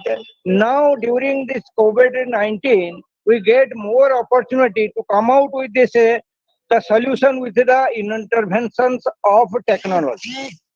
And when I was the research scholar in 1989, at that time the first PhD was done by me for that's instructional technology. This is the new era to work, innovative work. It is very difficult to do, and due to some educational backgrounds that influence me and my work, that UGC has given opportunity. And at that time, the education system was totally one-way communication system. They have experiment in 1992, December 23rd to 27. There was an experiment in worldwide, in over India. They have established for educational that is called AVRC, Audio Visual Research Center, and for that they have used and worked out for the innovations of education is two-way education system. And for two-way education systems, first time experimented in India through the talk-back education system. And that education system was not totally, the DD1 and DD2 has not worked out, and later on it has come to the one-way to the two-way communication system. And during this, after 1986 new education policy, you know, this sixth policy has already come out for the educational development of India. First of all, you know, they say after independence 1952, the Secondary Education Commission has started. And later on, it has come out with the 1964, that is Kothari Commission, with the innovative. This is a drastic change of our education system. And though I concern with the educational policy and system, so I know the what are the changes that occur. You know, it's we are celebrating more than 75 years of our independence, but unable to reach a 75% of literacy. Only for that we have no that type of policy implemented. Everything is written in document form, but in grassroots level, how it is executed, we are not unable to reach what we intended to reach according to our national goal. जैसे हमारी एक कहावत है, सर्वे भवन्तु सुखिनः सर्वे सन्तु निरामया सर्वे भद्राणि पश्यन्तु मा कस्मिंश्चित् दुःखभाग् भवेत्। ऐसे हमारी शिक्षा में सुख कहाँ से आएगा जब तक हम we all are integrated and we all are with a fashion in a single table. Only for that we are educated. We inculcate our education systems is the prior system, and how the best teacher is able at the doorstep of a student. That is the main problem. Now these problems are eradicating through our interventions of ICT, information communication technology, in our day-to-day educational system. So we are far away. You know, अभी हम लोग जो बात कर रहे थे, अभी कुछ समय पहले I was with the system, लेकिन जब मेरा समय आ गया, मुझे ढूंढा जा रहा है, मुझे सर्च किया जा रहा है, अविनाश वाजपेयी जी, मुझे मैं कई एक अभी कार्यक्रम में हूँ, लेकिन अविनाश वाजपेयी जी मेरा बहुत इतने परम इसमें, तो वो उनके फोन पाने के बाद मुझे भी लगा नहीं, मुझे ये बार पहले फर्स्ट टाइम करना चाहिए, लेकिन I am far away from all of you, but still मुझे सुबह से ये पता चला कि आपके यहाँ 1000 से ज्यादा पार्टिसिपेंट है नेशनल लेवल में, एक इनोवेटिव आइडिया और चैलेंजेस और अपॉर्चुनिटीज इन टेक्नोलॉजी के ऊपर आप काम कर रहे हैं। तो ये तो सबसे बड़ा जो काम है, और हिंदुस्तान में जो आज के परिप्रेक्ष्य में चल रहा है, हम जो एजुकेशनल सिस्टम में बात कर रहे हैं, 1996 में जो आया था, 92 में भी आया था, जिसको कहते हैं 92 में एजुकेशन पॉलिसी का रिनोवेशन हुआ था, जो 1986 में हुआ था, जिसको 10+2+3 कहा जाता है। वो एजुकेशन सिस्टम में ड्रास्टिकल चेंज लाया गया था, लेकिन वो उसी समय राजीव गांधी जी का समय था जिसमें वो चाहते थे कुछ टेक्नोलॉजिकल इनोवेशन होगा। मैंने उस समय एक टाइम्स ऑफ इंडिया का पत्रिका में पढ़ा था, गांव में एक बैलगाड़ी जा रहा है, उसमें एक फार्मर बैठा है, वो कार्टून के हिसाब से उन्होंने एक लैपटॉप पकड़ के बैठा है, जिसमें कोई टेक्नोलॉजिकल बैरियर्स जिसको कहते हैं, जो अभी अभी मैंने फेस किया है, जिसको कहते हैं techno acquaintancy far away from the this is the totally barrier free we have not got opportunity yet, जिसके कारण हमारी ये 5G भी तो आ गया है, लेकिन हम आप कल्पना करिए 1986 में जब ये पहले बार आया था, राजीव गांधी के नई शिक्षा नीति के न्यू एजुकेशन पॉलिसी 1986 के, उसमें सबसे प्रायोरिटी दिया गया था ये टेक्नोलॉजी एजुकेशन और एजुकेशनल रिफॉर्म, जिसमें 11th पास होने के बाद माना जाता था आपने मैट्रिकुलेट, लेकिन उसी समय शुरू हुआ था 10th के बाद आप 10+2+3। अब भी जो नए एजुकेशन पॉलिसी आए हैं, इसमें क्या है ना 5+3+3+5, ऐसे ही ये इंटीग्रेटेड फॉर्म में एजुकेशन सिस्टम को कहा गया।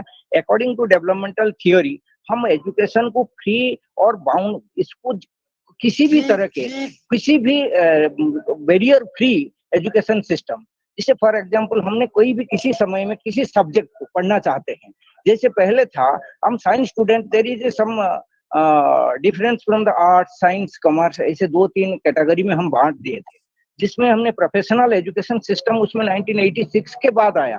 फिर 2005 में एनसीएफ आया, नेशनल करिकुलम फ्रेमवर्क, जिसमें ये नेशनल करिकुलम फ्रेमवर्क जिसमें एनसीईआरटी पहले बनाया था, जबकि 1964 में जब एनसीईआरटी पहले एस्टैब्लिश हुआ था by the government of India, the first of all they have given the emphasis on the how to make our education system to reach unreach and 100% literacy, but we are unable to procure 80% of literacy now at present also.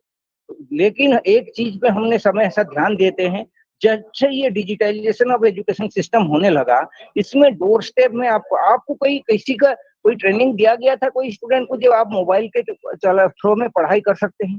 कोविड-19 के समय में classes इतने बढ़िया, जितने बढ़िया से आपके घर के तक पहुंच रहा है, सारी सब्जेक्ट मैटर, कंटेंट मैटर, इसमें एनिमेशन, सिमुलेशन, इसमें सारी चीज को, जैसे बच्चों का जो 5 सेंस ऑर्गन है और सब अट्रैक्ट होके कैसे सीख सकते हैं। हाँ, there is somethings we can fulfil our technology through technology. This technology support to the teacher, but technology cannot replace the teacher.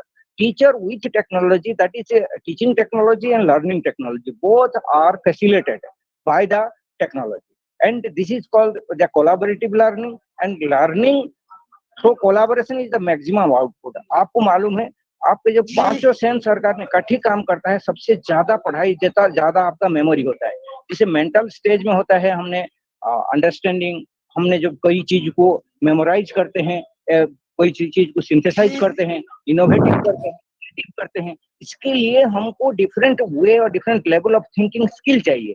वो स्किल को डेवलप करने के लिए हमारे अंदर परसेप्शन होना चाहिए। वो परसेप्शन, अंडरस्टैंडिंग, एनालिसिस, सिंथेसिस, ये जो सब हायर मेंटल एबिलिटी का डिफरेंट स्टेजेस है, ये सभी चीज को प्रक्रिया करने के लिए हमको एजुकेशन सिस्टम में हमको एक्टिवली टेक्नोलॉजी को यूज करना पड़ेगा, और टेक्नोलॉजी के थ्रू में हम बहुत सारी चीज को बहुत अच्छे से, बहुत अच्छे ढंग से रख सकते हैं। जैसे जैसे कोई आप देख सकते हैं तो फूल कैसे फूट रहा है, इस चीज को आपने नेकेड आई में कर नहीं सकते हैं, लेकिन जब आपने इस चीज को एनिमेशन, सिमुलेशन के थ्रू में प्रेजेंट करेंगे, ये बहुत ही बढ़िया से बच्चों का मेमोरी में आ जाएगा और अंडरस्टैंडिंग हो जाएगा। वो बहुत अच्छे से वो एग्जाम्पल और हायर मेंटल लेवल में इनका पहुंच जाएगा।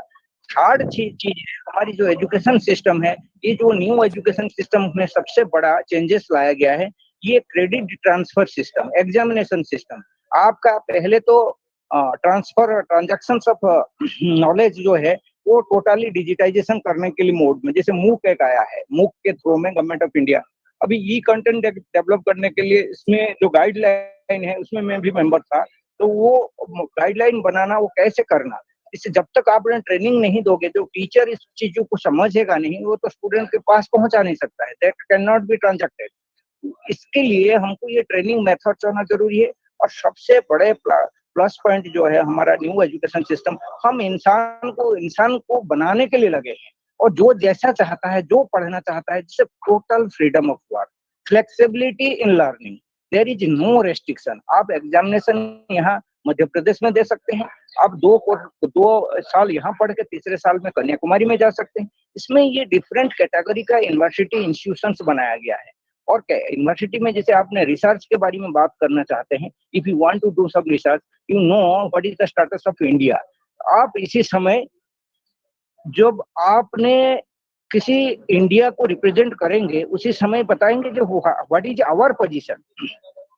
कुछ दिन पहले हम कैसे एजुकेशन को क्या समझ रहे थे, हम अकेले एजुकेशन सिस्टम को एडप्ट करके मेमोरी लेवल से ही हम सीमित रहते, जबकि हमारा आर्यभट्ट से लेके इतने सारी साइंटिस्ट है, हमारी यूनिक कंट्रीब्यूशन वर्ल्ड को नॉलेज सोसाइटी को देने के लिए वो पहले से ही थे जिम्मेदार। लेकिन हमारी ये सब बीच में कैसे गायब हो गया? क्यों ना हम अपने को कंप्लीट जो मन में जो हम किसी इंसान को बनाने के लिए जो चीज हमको चाहिए, जो ट्रेनिंग चाहिए, वो चीज से हम दूर कर लिए थे। तो freedom of work, freedom liberty, ये सभी चीज को हम खत्म कर दिए थे, और इसी चीज में हमको काम करने के लिए पूरे लगे हैं। और सबसे बड़ा हमारा जो काम है, हमने जैसे ट्रांजैक्शन ऑफ क्रेडिट सिस्टम, यहाँ से दूसरे जगह में जा सकते हैं। 2 साल हमने पढ़ाई करके तीसरे साल ड्रॉप ले फिर पढ़ाई शुरू कर सकते हैं। हम ऐसा यूनिवर्सिटी कैटेगराइज है, वहां से जाके दूसरे यूनिवर्सिटी में उसी कैटेगरी में हम कन्याकुमारी से जाके हमने जाके वेस्ट बंगाल में पढ़ सकते हैं, वेस्ट बंगाल के बच्चे जाके कश्मीर में पढ़ सकता है। ये कोई there is no boundary, there is no restriction. सबसे बड़ा हमारी उपलब्धि ये होगा, जो क्रेडिट सिस्टम है ये क्या है, ग्रुप को डिफाइन करना है, इंडिविजुअल नहीं था। आपने कितने परसेंट मार्क रखे, आपने फर्स्ट डिवीजन पास किए, सेकंड डिवीजन पास किए, ये जो कैटेगराइजेशन करके हमने एक एक ग्रुप करके डिमोरलाइज करते हैं, वो नहीं है। ये परसेंटाइल बेसिस में इवैल्यूएशन होगा, इसमें ग्रेडिंग सिस्टम होगा। वो ग्रेडिंग सिस्टम में आप जिसमें एक कैटेगरी का यूनिवर्सिटी होगा, एक कैटेगरी, बी कैटेगरी, सी कैटेगरी, ऐसे रिसर्च कैटेगरी का, एक एडमिनिस्ट्रेटिव कैटेगरी का यूनिवर्सिटी है, और फॉरेन यूनिवर्सिटी का कोलैबोरेशन भी हो रहा है। जैसे किसी फॉरेन यूनिवर्सिटी के बहुत अच्छा कोर्स डिजाइन है, करिकुलम है, वो अच्छा ट्रांजैक्शन करता है, जिसे इंटरनेशनल वैल्यू है, हम इसके साथ कोलैबोरेशन करके हमारी कोर्सेस भी चला सकते हैं और इनको भी हम दे सकते हैं। ये सभी संभव हो रहा है opportunity in the digital era. और डिजिटल चैलेंजेस जो है, हम अभी चैलेंज तो फेस करके आपको मिल पाए, और अपॉर्चुनिटी जो है हम जो बता पा रहे हैं, दैट इज द अपॉर्चुनिटी। तो ये दोनों चीज संभव हो पा रहा है। हम एजुकेशन को जब तक टेक्नोलॉजी को हम एक्वेंटेंसी नहीं लेंगे, टेक्नोलॉजी के थ्रू में हमें काम करना नहीं सीखेंगे, और टेक्नोफोबिया को अपने मन से बाहर निकाल, ये सबसे बड़ा है। जहाँ आप डॉगमेटिक सोसाइटी में देखेंगे, जो टीचर है वो जैसे ही है ट्रेडिशनल मेथड में पढ़ाना चाहता है, वो नहीं, इनोवेशन तो इनसे दूर दूर तक दिखता नहीं। और जो भी कोई स्टूडेंट, कोई भी टीचर इनोवेटिव टाइप का बात करने लगे, तो वो एडमिनिस्ट्रेटिव लेवल में वो सीनियरिटी दिखा के इसको और ज्यादा दबा देते हैं। ये सभी चीजों से हमको बाहर निकलना पड़ेगा। ऐसे एक संस्कृत में कहावत है, उन्मूलितापि हरोधरेण पदाभिघातैः संचूर्णिता तपनताप भरण तप्ता दावानु नौले ननुदग्ध तड़ापि दुर्बा संजायते पुनरपि जलद प्रसादात्। मुझे अभी क्या है डिग्री करने के लिए तो मौका भी नहीं मिल, कोई भी यहाँ साधन नहीं है, ना पेन पेंसिल कुछ भी है। मैं इसी में बैठ के जितना मेरा मेमोरी में था ऐसे से, ये जो मैं अभी एक शोल्क बताया है, ये शोल्क ये कहता है, एक छोटा सा डूब के घास को आपने हर तरह के दबाव में लाके उन्मूलिता भी हड़ोधरण पदा भी घाते संचूर्णिता तपन ताप भरण तपता, आपने इसको जला के भी मार देते हैं, इसको हल करके उखाड़ के फेंक देते हैं। संजायते पुनरपि जलद प्रश्न, जब भी इसके ऊपर बादल के पानी जब छिटकाता है, जब आता है और एनवायरमेंट इसको सपोर्ट करता है, तब वो फिर अपने अस्तित्व में आ जाता है। ऐसे हर इंसान के अंदर छुपे हुए गुण को असर देना जरूरी है। जैसे विवेकानंद जी भी यही बात को कहा था, it to draw the internal potentiality of the individual, that is called education. Education is nothing, we all are integrated with the facets of learning society. This is our collaborative learning, this is the association that has already defined by the different educationists of the world. आप देखिए Macaulay के बारे में कहोगे, आप ड्यूए के बारे में कहोगे, आप कितनी सारी बड़े बड़े फिलोसोफर के बारे, लेकिन हमारी इंडियन का फिलोसफी को हम इतने ज्यादा इम्पोर्टेंस नहीं दे पा रहे हैं। क्यों नहीं दे पा रहे हैं? हमने गांधीयन फिलोसफी क्यों नहीं पढ़ रहे हैं? हमने विवेकानंद टैगोर के फिलोसफी क्यों, हमने अरविंदो घोष के क्यों नहीं? अब 1948 में श्री अरविंदो घोष ने एक एक्सपेरिमेंटल बेसिस में एजुकेशन सिस्टम को ऐसे किए थे और उसमें ये डिफाइन किया 1:6, एक टीचर के अगेंस्ट में 6। उन्होंने सर्व ओवरऑल डेवलपमेंट जिसका होता है उसमें गुरुकुल सिस्टम में यही था, जैसे एक गुरु होते हैं और ये सारी जो देखते हैं कौन सा बच्चे का अंदर छुपा हुआ गुण क्या है और इसी को विकसित करने के लिए वो प्रयास करते हैं। हमारा भी ऐसा सिस्टम होना चाहिए जिसमें हम डिजिटाइज के थ्रू में, हमने टेक्नोलॉजी के थ्रू में जन जन तक पहुंचाना, सही जानकारी पहुंचाना और बच्चों का जो लर्निंग थियोरीज के ऊपर भी पकड़ होना चाहिए और टीचर का भी टीचिंग थ्योरी के ऊपर भी पकड़ होना चाहिए। जो संभव है टेक्नोलॉजिकल इंटरवेंशन और अपॉर्चुनिटी और चैलेंजेस को दोनों को हम अपने को देखना पड़ेगा। हम के बैठे हैं भोपाल में, अब फिर भी अभी रविंद्र मंडल भवन में चल रहा है और उसी से टेक्नोलॉजी को हम एसेस करना भी बहुत सारी बैरियर आ जाता है, लेकिन फिर भी हम अपॉर्चुनिटी के साथ आप लोगों से इंटरैक्ट कर। धन्यवाद आप सभी को और मुझे सारा मौका मिला, अवसर मिला और कोठारी जी को, वो तो चीफ गेस्ट यहाँ रह चुके हैं और हमारी जो जहाँ तक जानकारी है सेमिनार, वर्कशॉप और सिंपोजियम ये सारी होता है, नेशनल हो इंटरनेशनल हो, इसमें it is gives a opportunity to all of us to interact with each other. मैं आप लोगों का फेस नहीं जानता हूँ, मैं आपको कभी मिला नहीं, लेकिन मुझे ये मौका मिला है। नहीं दीक्षित जी, विजय कुमार दीक्षित जी हमारे यहाँ बैठे हैं, किसी भी जगह में बैठे हैं, इज ऑपरेटिंग एवरीथिंग। अविनाश और ऐसे बहुत सारी जिनको मैं नाम नहीं ले सकता हूँ, सारी जो पार्टिसिपेंट है, जो रिसर्चर है, जो ऑर्गेनाइजर है और खास करके वाजपेयी जी को और सभी लोगों को मेरे बहुत बहुत धन्यवाद। और मैं सोचता हूँ ये सब सेमिनार सबके लिए फलदायक होगा और सभी लोग लाभान्वित होंगे और मुझे बोलने के लिए अवसर मिला। पता नहीं मुझे कितना समय इतने सफिशिएंट है कि नहीं। Thank you, Professor B.C. Mahapatra, sir, for such enriching and insightful keynote address.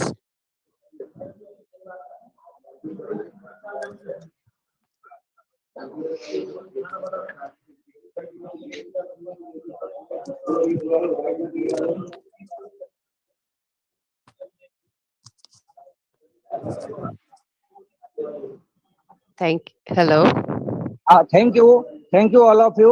और मुझे एक चीज और कहने के लिए भूल गया था, जिसमें सारे लोगों का ये जितने सारी आपने टॉपिक सिलेक्ट किए हैं और ये सभी इनोवेटिव टाइप के टॉपिक है। मैंने कुछ चीज मुझे पता समझ में आ रहा है, देख रहा हूँ, तो सुबह से ये चल रहा था। जैसे ऑनलाइन लर्निंग और न्यूज मीडिया, जो न्यू मीडिया के बारे में बात किया जा रहा है, तो मीडिया का रूल्स है वो बिना टेक्नोलॉजी में नहीं हो सकता है। There is so many difference in our society with respect to its geographical constant, with respect to our cultural, with respect to our difference with the biological differences. But we all are towards our nations, towards the developmental theory, and the rule of digitization of human resources is today is very modern era of 21st century to accelerate our system totally all over the world. First of all, we have to give a emphasis on technological, how to eradicate technological barrier.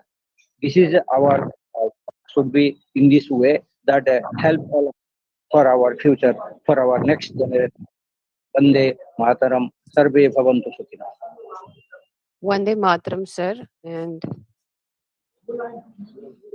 thank you so much, sir. Thank you so much for such nice words, and it was so enriching listening to your keynote address.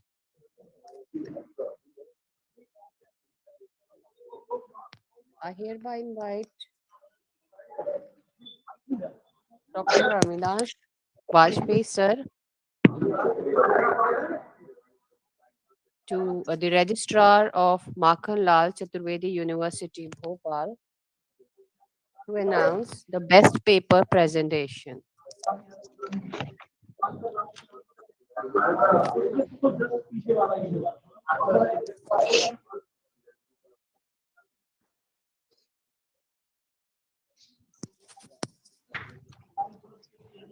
Dr. Avinash Bajpayee, sir, हाँ, registrar. मुझे लगता है madam शायद कपिल जी इसको announce करेंगे तो बेहतर होगा। ओके ओके है ना, क्योंकि कपिल जी लगातार सुबह से इसमें जुड़े हैं, मैं बीच में थोड़ा सा डिस्कनेक्ट हो गया था। So if you can ask Kapil, Kapil it will be. जी sir. Kapil ji best paper announcement के लिए मैडम कॉल कर रही हैं आपसे। जी my voice is audible sir? Yes sir, yes sir. Actually sir यहाँ पर हम लोगों ने डिसाइड किया था कि 3 बेस्ट पेपर अनाउंस करेंगे, लेकिन जब सर हमने सभी पेपर को सुना तो हमें लगा कि 3 बेस्ट पेपर अनाउंस करना तो एक बेईमानी होगी। हमारी टीम ने फिर से डिसाइड किया सर यहाँ पर एक से बढ़कर एक पेपर यहाँ प्रेजेंट किए गए थे, और सर उसमें से हमने यहाँ पर शॉर्ट लिस्टेड किए हैं सर। कुल 5 पेपर हम लोगों ने यहाँ पर शॉर्ट लिस्ट किए हैं सर, या सर जो सॉरी 6 पेपर यहाँ पर हमने शॉर्ट लिस्ट किए हैं। हालांकि ये एक नंबर बहुत ज्यादा है, अगर आप लोगों की परमिशन रहे तो सर मैं 6 नाम एक साथ बोलना चाहूंगा सर, जिन्होंने काफी कपिल जी मुझे मैं भी इस बात से सहमत हूँ कि यंग रिसर्चर्स को हमें प्रमोट करना चाहिए, और मैंने भी जितने पेपर सुने उसमें मुझे खुद लग रहा था कि इसमें से कुछ तय कर पाना मुश्किल होगा, और जिनको बेस्ट पेपर नहीं भी मिला है वो मुझे लगता है कि वो ऐसा नहीं है, वो आसपास ही है। और ये बात पक्की है कि जब कोई दौड़ता है तो कोई एक कदम आगे होता है और कोई एक कदम पीछे होता है। जो एक कदम पीछे होता है वो अगली बार एक कदम आगे होता है। तो इसको हम इसी भावना से लेंगे, और मैं डॉक्टर कपिल राज चंदोरिया जी की बात से पूरी तरह सहमत हूँ कि ये तय कर पाना बहुत मुश्किल हो रहा होगा कि कितने लोग इसमें कुछ आगे हैं कुछ पीछे हैं, लेकिन फिर भी चूंकि ये संस्था ने तय किया था कि हम कुछ इसमें से बेस्ट पेपर देंगे, तो मुझे लगता है कि कपिल जी उसमें अनाउंस करें, और जिन लोगों को इस बार नहीं भी मिल पाया है वो बिल्कुल ऐसा ना माने कि उनके पेपर में कोई कमी थी या कुछ वो था। ये मान भी सकते हैं कि हमारी नजर में वो कमी थी जो हम आपको परख नहीं पाए, और अगली बार हम आपको बिल्कुल उसके आप उसके हकदार होंगे और आप अवश्य उस मुकाम पर पहुंचेंगे। मैं कपिल जी से आग्रह करता हूं कि कृपया आप उनको अनाउंस करें। सर आपकी बात से पूर्णतः सहमत हूँ सर। यहाँ बहुत ही मुश्किल चयन था हमारे लिए, बहुत ही मुश्किल में हम लोगों ने ये चयन कर पाए। तो ये इस बात का कोई हमें नहीं मिला, आप सभी बेस्ट हैं हमारी नजरों में, आप सभी ने बहुत अच्छा परफॉर्मेंस दिया, आप सभी हमारे लिए बेस्ट हैं, लेकिन चूंकि परंपरा है तो हमें चुनने पड़ रहे हैं। ये भी हमने बड़ा दिल पे पत्थर रख के चुना है, क्योंकि हमें भी ये सब कर... जी सर। दीक्षित जी कुछ कहना चाह रहे हैं?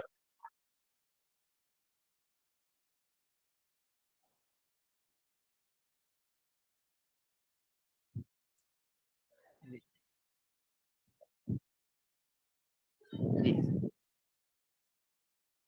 और सर कोशिश कीजिएगा आप नहीं आप लोग सर ये लिंक के बारे में और मैं एक जानकारी देता हूँ कि आप अपने लिंक में अपनी डिटेल को अच्छे से चेक करके भरें, क्योंकि आपका जो फॉर्म है ना वो उसमें गलती होगी तो केवल आपके कारण हो सकती है। आप उसमें अपना नाम, आपका टाइटल, आपकी डेजिग्नेशन सब बिल्कुल चेक कर लें और तभी उसको फिलअप करें सर, ठीक है, अच्छे से, ताकि आपका सर्टिफिकेट कोई कमियां ना हो। तो मैं बेस्ट पेपर अनाउंस करने के लिए पहले बोलता हूँ, टेक्निकल सेशन 1 से 2 बेस्ट पेपर हमें यहाँ पर लगे, वो थे, एक था आपका मिस्टर अरशीद हुसैन पियर एंड गौहर अहमद बानी, इनका टाइटल था technology conflicted and sustainability of tourism industry in Jammu and Kashmir. Second paper doctor Chandra Prakash Verma and Vaishnavi Sharma, आपका टाइटल था digital India a new way of life. इसके उपरांत आपका एक बेस्ट पेपर आपका सेकंड टेक्निकल सेशन से Sakshi Yadav and professor Bhavna Johri ma'am, आपका टाइटल था role of Indian railway catering and tourism corporation of digital of Indian railway.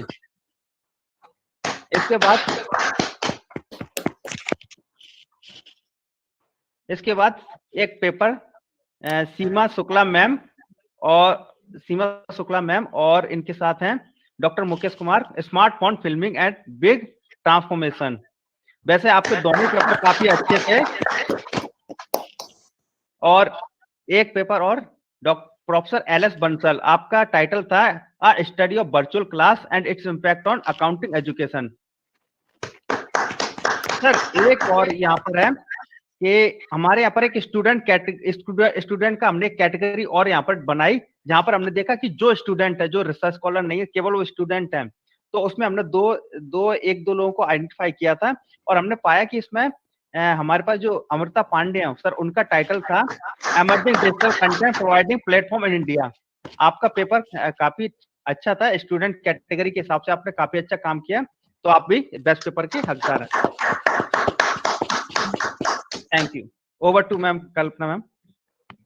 Yes, thank you so much, sir, for this announcement. And I hereby invite Dr. C.P. Verma, sir, for giving vote of thanks. And we close this session with his vote of thanks and national anthem. Thank you, ma'am. Thank you so much for inviting me. This rest of the last but not the least formalities of such kind of an academic programs, and that is basically known as vote of thanks. So now, undoubtedly, if I'm just talking about vote of thanks, so my heartiest vote of thanks, first of all, goes to our chief patron, our guardians, and actually our key motivator. मुझे ये लोग student category And that is not other than our nearer and dearer Professor Dr. Avinash Vajpayee, sir. Sir, my heartiest vote of thanks on behalf of Excel Research Management Association goes to you. Without your blessings, such kind of academic programs will not be possible. Thank you, sir. Thank you. Thank you very much. Always welcome, sir.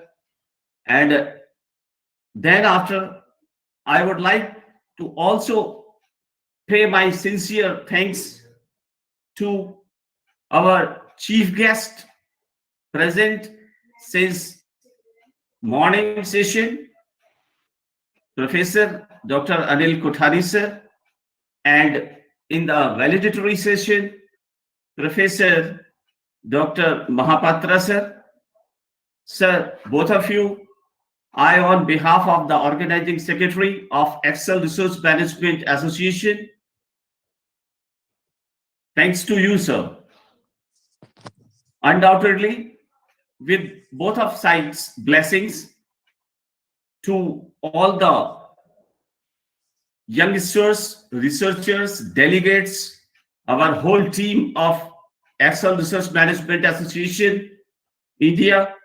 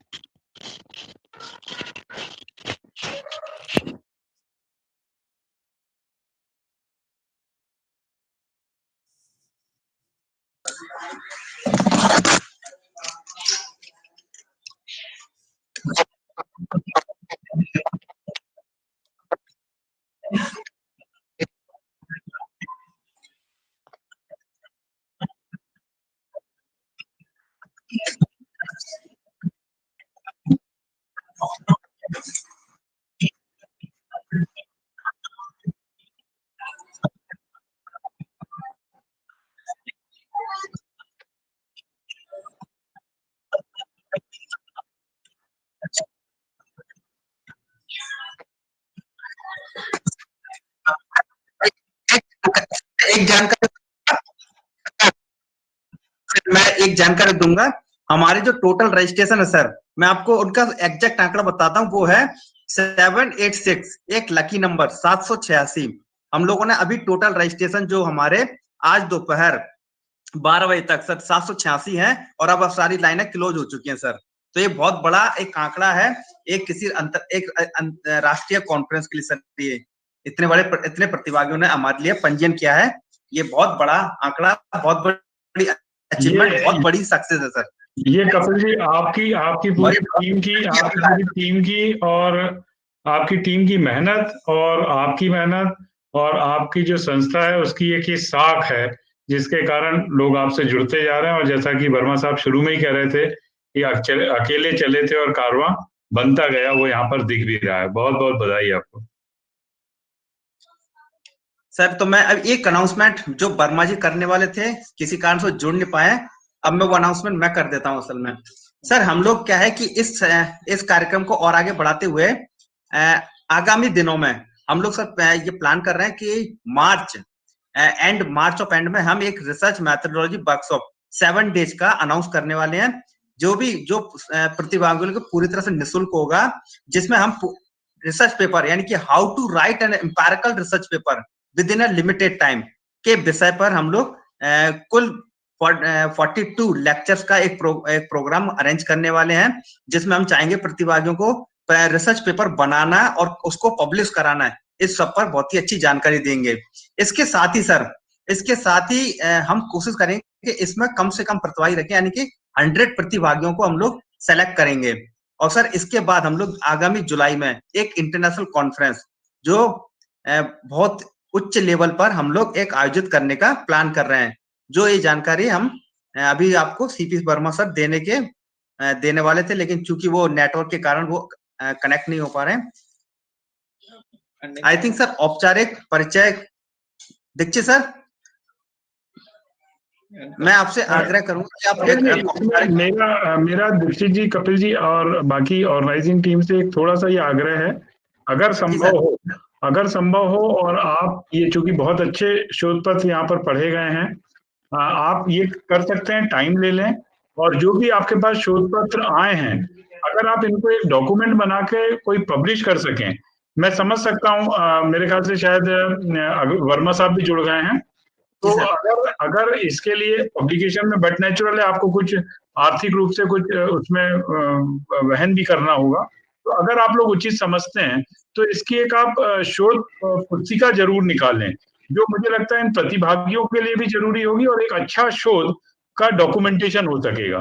तो इस पे अगर काम करें तो अच्छा। और अब कुछ है, ठीक है, आपने मुझे अभी बताया गया कि आपने इसको निःशुल्क रखा था, लेकिन पब्लिकेशन के लिए अगर आपको लगता है तो आप कुछ चार्जेस भी ले सकते हैं, बट एक अच्छे शोध का डॉक्यूमेंटेशन हो जाएगा, ये मेरा एक सलाह है आपको। जी सर, हम विचार करेंगे सर, कोशिश करेंगे। आपका जो सजेशन है सर वो बिल्कुल स्वागत है सर, इसका हम इस पर विचार करेंगे और जल्द से जल्द एक अच्छा निर्णय हम लोग लेने का करेंगे सर। वर्मा सर आप जुड़ चुके हैं, आप अपनी बात कंटिन्यू करें ताकि हम इसको जल्द से कंक्लूड करके आगामी कार्रवाई के लिए वर्मा सर वो okay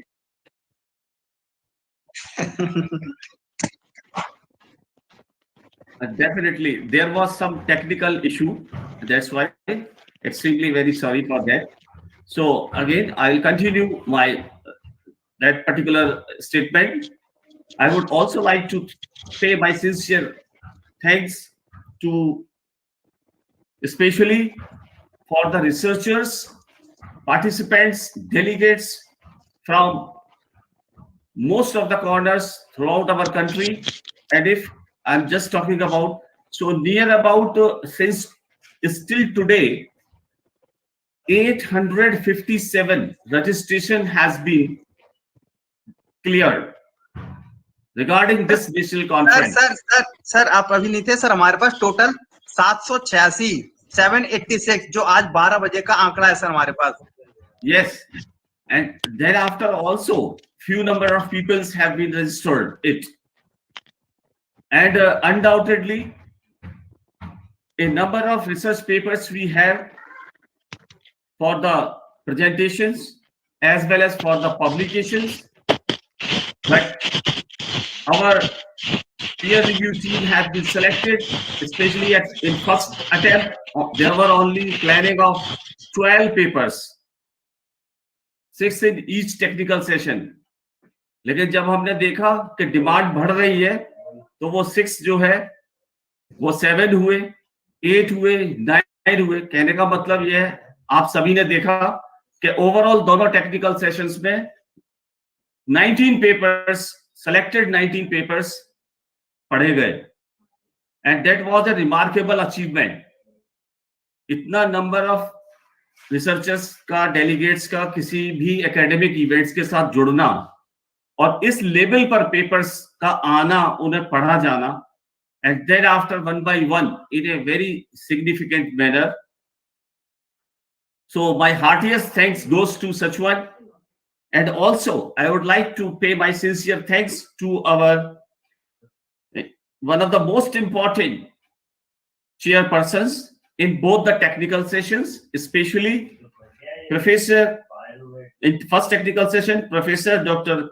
Kanchan Bhatia ma'am from MCRPB University, Department of Management and Business Studies, and Professor Dhruv K. Dikshit sir, Senior Professor of Sociology from Kesharwani PG College, Jabalpur, and Professor Dr. Bhavna Johri ma'am from Dayalbagh Institute, as well as Deemed University, Agra. And the fourth name, Professor Dr. Manoj Pacharia sir, working as an associate professor in the University of Makhanlal Chaturvedi Rashtriya Patrakarita Vishwavidyalaya, Bhopal, from Department of IT. So undoubtedly, यदि मैं कहूं कि आज की तारीख में MCRPB और एरमा एक ही सिक्के के दो पहलू हैं, तो मुझे इसमें कोई ऐतराज नहीं। These are the two sides at present scenario, and with this बहुत ही बड़ी नाइंसाफी हो जाएगी यदि मैं अपना sincere thanks, especially on behalf of the organizing secretary of this national conference, my sincere, heartiest, greatest thanks goes to the whole team members of this organizing academic programs as well as Excel Research Management Association. And I would like to, मैं उनका नाम लेना चाहूंगा यदि वाजपेयी साहब अनुमति दें, और मेरे youngest Patreon sir, thank you sir, thank you so much. क्योंकि देखिए इस लिस्ट में जो सबसे पहला नाम आता है, अनडाउटेडली मैं नीचे से स्टार्ट कर रहा हूं क्योंकि ऐसा लगना नहीं चाहिए, दो ही हमारे पास रास्ते होते हैं, या तो हम 1 2 3 में जाते हैं या 10 9 8 7 में जाते हैं। सो यंगर्स टीम की बात हो रही है, तो इसमें सबसे पहले मिस अमृता पांडे, जिन्हें आज बेस्ट रिसर्च पेपर कैटेगरी में रखा गया है, and the second research scholar miss Vaishnavi Sharma. Great attempt and efforts you have done, and undoubtedly sir, salutes to them, क्योंकि इतनी कम उम्र में तो जहां तक हमें अपना ध्यान आता है ना सर, शायद इतनी सिंसियरिटी के साथ हमने भी काम नहीं किया था। ये बात हो रहा है कि धीरे धीरे आगे बढ़ते गए और चीजें जुड़ती गई। देन आफ्टर हृदय चंदोरिया, जो आज की डेट में दिल्ली में बैठे हुए हैं, लेकिन हमारे लिए 24/7 आवर्स टेक्निकल सपोर्ट के रूप में काम करते हैं। और इसके अलावा doctor Monika Kanchan, doctor Amit Singh, doctor Kalpana Singh, doctor Rahul Kushwaha sir, doctor Danish Khan sir, doctor DK Singh Chauhan sir, doctor Dinesh Kumar Kaushal sir, and our conference co-convener Dr. Neetu Singh Yadav ma'am, Dr. Mohan Banaiya sir, and undoubtedly, without taking the name of such kind of a person, such kind of program will not be possible. Another, the youngest patron of this national conference, Professor Dr. Kapil Raj Chandoria. So, sir, undoubtedly clap for you. Clap for you, sir. And salute you and your just zeal regarding such kind of research activities. And with such kind of things, I would like to pay my sincere thanks to our all media persons and my left hand co-organizing secretary, Dr. Deekshit sir, with the such kind of technical support, sir. I would like to pay my sincere thanks on behalf of the organizing committee of Excel Research Management Association. और हम चाहेंगे कि हमारा जो आज ये सफर शुरू हुआ है, ये आपकी अनंत यात्रा की तरह अनंत दौर तक चलता रहे।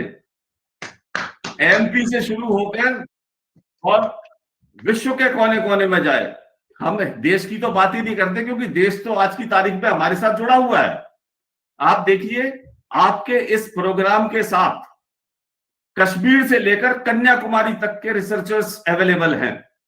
अब जैसे कश्मीर की बात करें तो मेरे सामने मौजूद नजर आ रहे हैं mister Arshid Peer. He is a research scholar basically from Jamia Millia Islamia institute at the new Delhi. Great great great great. और पंजाब की बात करें तो लवली प्रोफेशनल यूनिवर्सिटी से लेकर आपके Chandigarh university, even Coimbatore university, motherhood university of Roorkee and various universities from various states of our country. तो country level पर तो अनडाउटेडली हमने वाजपेयी साहब के आशीर्वाद से चरण स्पर्श कर ली है, और अब हमारा यहां से जो अगला मुकाम होगा वो इंटरनेशनल लेवल पर होगा, ऐसा हम प्रयास कर रहे हैं। सर, आपके आशीर्वाद से हमारी एक्सेल रिसर्च मैनेजमेंट एसोसिएशन बहुत जल्दी in the month of most probably July 2021 we will going to be organize an international conference, and especially such international conference will be on online and have a great bomb blasting. मुझे पूरा विश्वास है sir कि आप इसको बिल्कुल और इससे बहुत बेहतर कर पाएंगे। मुझे पूरा विश्वास हो गया। बहुत विद योर ब्लेसिंग्स हम इसे उस मुकाम पर ले जाना चाहेंगे कि जो एक माइलस्टोन साबित हो, न केवल सभी हमारी एयरमा टीम के लिए, बल्कि इससे जुड़ने वाले हर उस शख्स के लिए जो रिसर्च की दुनिया में आज एक मुकाम बनाना चाहता है, जैसा हमारे पेट्रोल सर ने बनाया है अनडाउटेडली। और इसके साथ साथ very soon you will get an great announcement of to conduct a workshop on research methodology very soon in the month of the next coming, that may be March or most probably April. So sir, मार्च के महीने में एक research methodology का 7 days का हम लोग workshop भी conduct कराएंगे, एंड आई होप कि ये जो आज हमारी टीम हमारे साथ है ये उससे बड़ी टीम साबित होगी जिस समय हम अपने प्रोग्राम्स कंडक्ट कराएंगे। तो ये वो 2 खबर थी मेरे पास, और इसके साथ ही मुझे लग रहा है शायद मेरे fast friend my dear patron doctor Kapil Raj Chandoriya आपसे कुछ शेयर करना चाहेंगे। जी नहीं सर, मैं सिर्फ आपका धन्यवाद देना चाहूंगा सर, क्योंकि आपने तो सभी को धन्यवाद दे दिया, लेकिन सर आपने जो बेहतरीन एंकरिंग की है, आपने जो बेहतरीन टीम को बांध के रखा है, आपने हमारे डे 1 से लेके आज तक हमारे साथ जुड़े रहे हैं एनी टाइम 24 आवर। आपका सर बहुत बहुत धन्यवाद, और हमें लगता है कि आपका मार्गदर्शन एरमा टीम को लाइफ लॉन्ग तक रहेगा, ऐसा हम विश्वास करते हैं सर। आपका सर बहुत बहुत धन्यवाद, बहुत बहुत सर। देखिए, जिस टीम में वाजपेयी सर जैसे लोग जुड़े हों, doctor Anil Kuthari ji director general, professor Mahapatra, right, और अभी रिसेंटली हमारे दीक्षित साहब, और सबसे बड़ी बात है यार, हमारे पास वर्ल्ड क्लास यंगस्टर हमारा पेट्रोल है. सो अनडाउटेडली, ठीक है, definitely we will one day create a such kind of record in the field of research activities. Either we are just going through our national conferences or webinars or seminars or international conferences, or we are talking about research methodology workshops. There are so many programs we will be conducted in future very soon with the blessings of our each and everyone, and with our team efforts of Excel Research Management Association, Gwalior, Madhya Pradesh, India. With such kind of words, मैं चाहूंगा कि इजाजत लेने से पहले 2 शब्द at least Vajpayee साहब के सुनना. मुझे बहुत अच्छा लगा सर आज आपको देखकर. जी नहीं, बस मैं यही कहना चाहूंगा सर कि हमारी ये टीम स्पिरिट जो अभी मुझे यहाँ पर आप लोगों के साथ देखने को मिली, कि एक तरफ तो मतलब मुझ जैसे कुछ उम्रदराज लोग और आप लोग यंग लोग इसमें शामिल हैं, तो मुझे लगता है कि ये नहीं, अरे आप तो आज की डेट में हमारे मोटिवेटर हैं. किसने कह दिया आपने आप उम्रदराज हो गए? नहीं तो बिल्कुल सर, बहुत सर सोच से होता है इंसान उम्रदराज. आप तो आज के यंगस्टर कर रहे हैं. बिल्कुल, मुझे भी, मेरा भी यही मानना है, और मुझे बहुत मतलब एक उम्मीद की किरण दिख रही है, और मैं पूर्ण विश्वास के साथ कह सकता हूं. आपने सर बात कही कि इंटरनेशनल कॉन्फ्रेंस करना है और रिसर्च मेथोलॉजी की वर्कशॉप्स करना है, तो ये तो 100% होंगी, इसमें तो कोई डाउट ही नहीं है. मुझे लगता है कि आपकी टीम में से कुछ हम एक और बड़ा काम कर पाएंगे, कुछ देश के लिए, राष्ट्र के लिए ऐसा काम कर पाएंगे जो एक मिसाल कायम हो. एक बार पुनः आप सभी को बहुत बहुत धन्यवाद, बहुत बहुत बधाई, बहुत बहुत शुभकामनाएं आगामी प्रोग्राम्स के लिए. एक बार पुनः बहुत बहुत बधाई, धन्यवाद. Thank you so much. अपना फीडबैक देना चाहे तो प्लीज वो ओपन मंच है, अपना कोई भी फीडबैक कॉन्फ्रेंस से संबंधित कोई भी डेलीगेट अगर देना चाहता है तो आप स्वागत है. Please welcome. कान के साथ करें sir. Welcome. Anybody else, most welcome.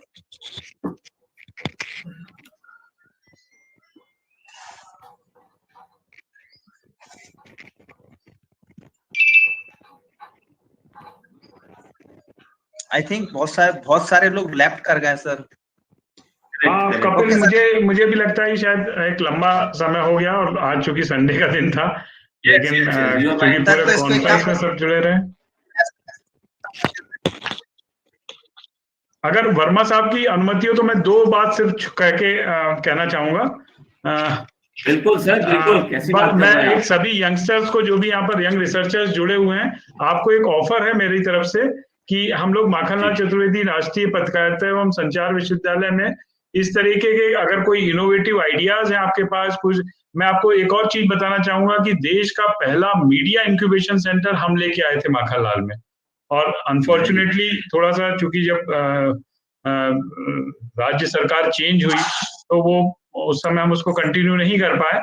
लेकिन इस तरीके के अगर आपके पास कोई आइडियाज हैं, कोई प्रोजेक्ट है, तो आप बिल्कुल हमारे पास लेके आइए. और मैं जो बात को कहना चाहूंगा, एक तो ये, और दूसरा Madhya Pradesh council of science and technology में भी मेरी बात हुई कोठारी साहब से, तो उनका भी कहना था कि हम यंगस्टर्स को प्रमोट करते हैं. उनके पास बहुत सारी स्कीम्स हैं यंग रिसर्चर्स के लिए, तो उनको भी आप एक बार उनकी वेबसाइट पे देखिएगा, और आपके लायक कुछ भी होता है आप उसमें अप्लाई करिएगा. यहाँ पर वर्मा साहब हैं, कपिल जी हैं, दीक्षित जी हैं, मैं हूँ. आप कभी भी कुछ अगर इस तरीके की मदद की आवश्यकता हो तो बिल्कुल बताएं. हम लोगों का सबका उद्देश्य है कि हम यंग रिसर्चर्स को प्रमोट करें. तो ये 2 आपको सूचनाएं देना थी. तो आपके पास अगर कोई भी आइडियाज हो तो आप बिल्कुल हमको संपर्क कर सकते हैं. धन्यवाद. तो सभी के लिए आ जाए और फिर इसको हम सर बाइंड अप करते हैं सर. Thank you sir.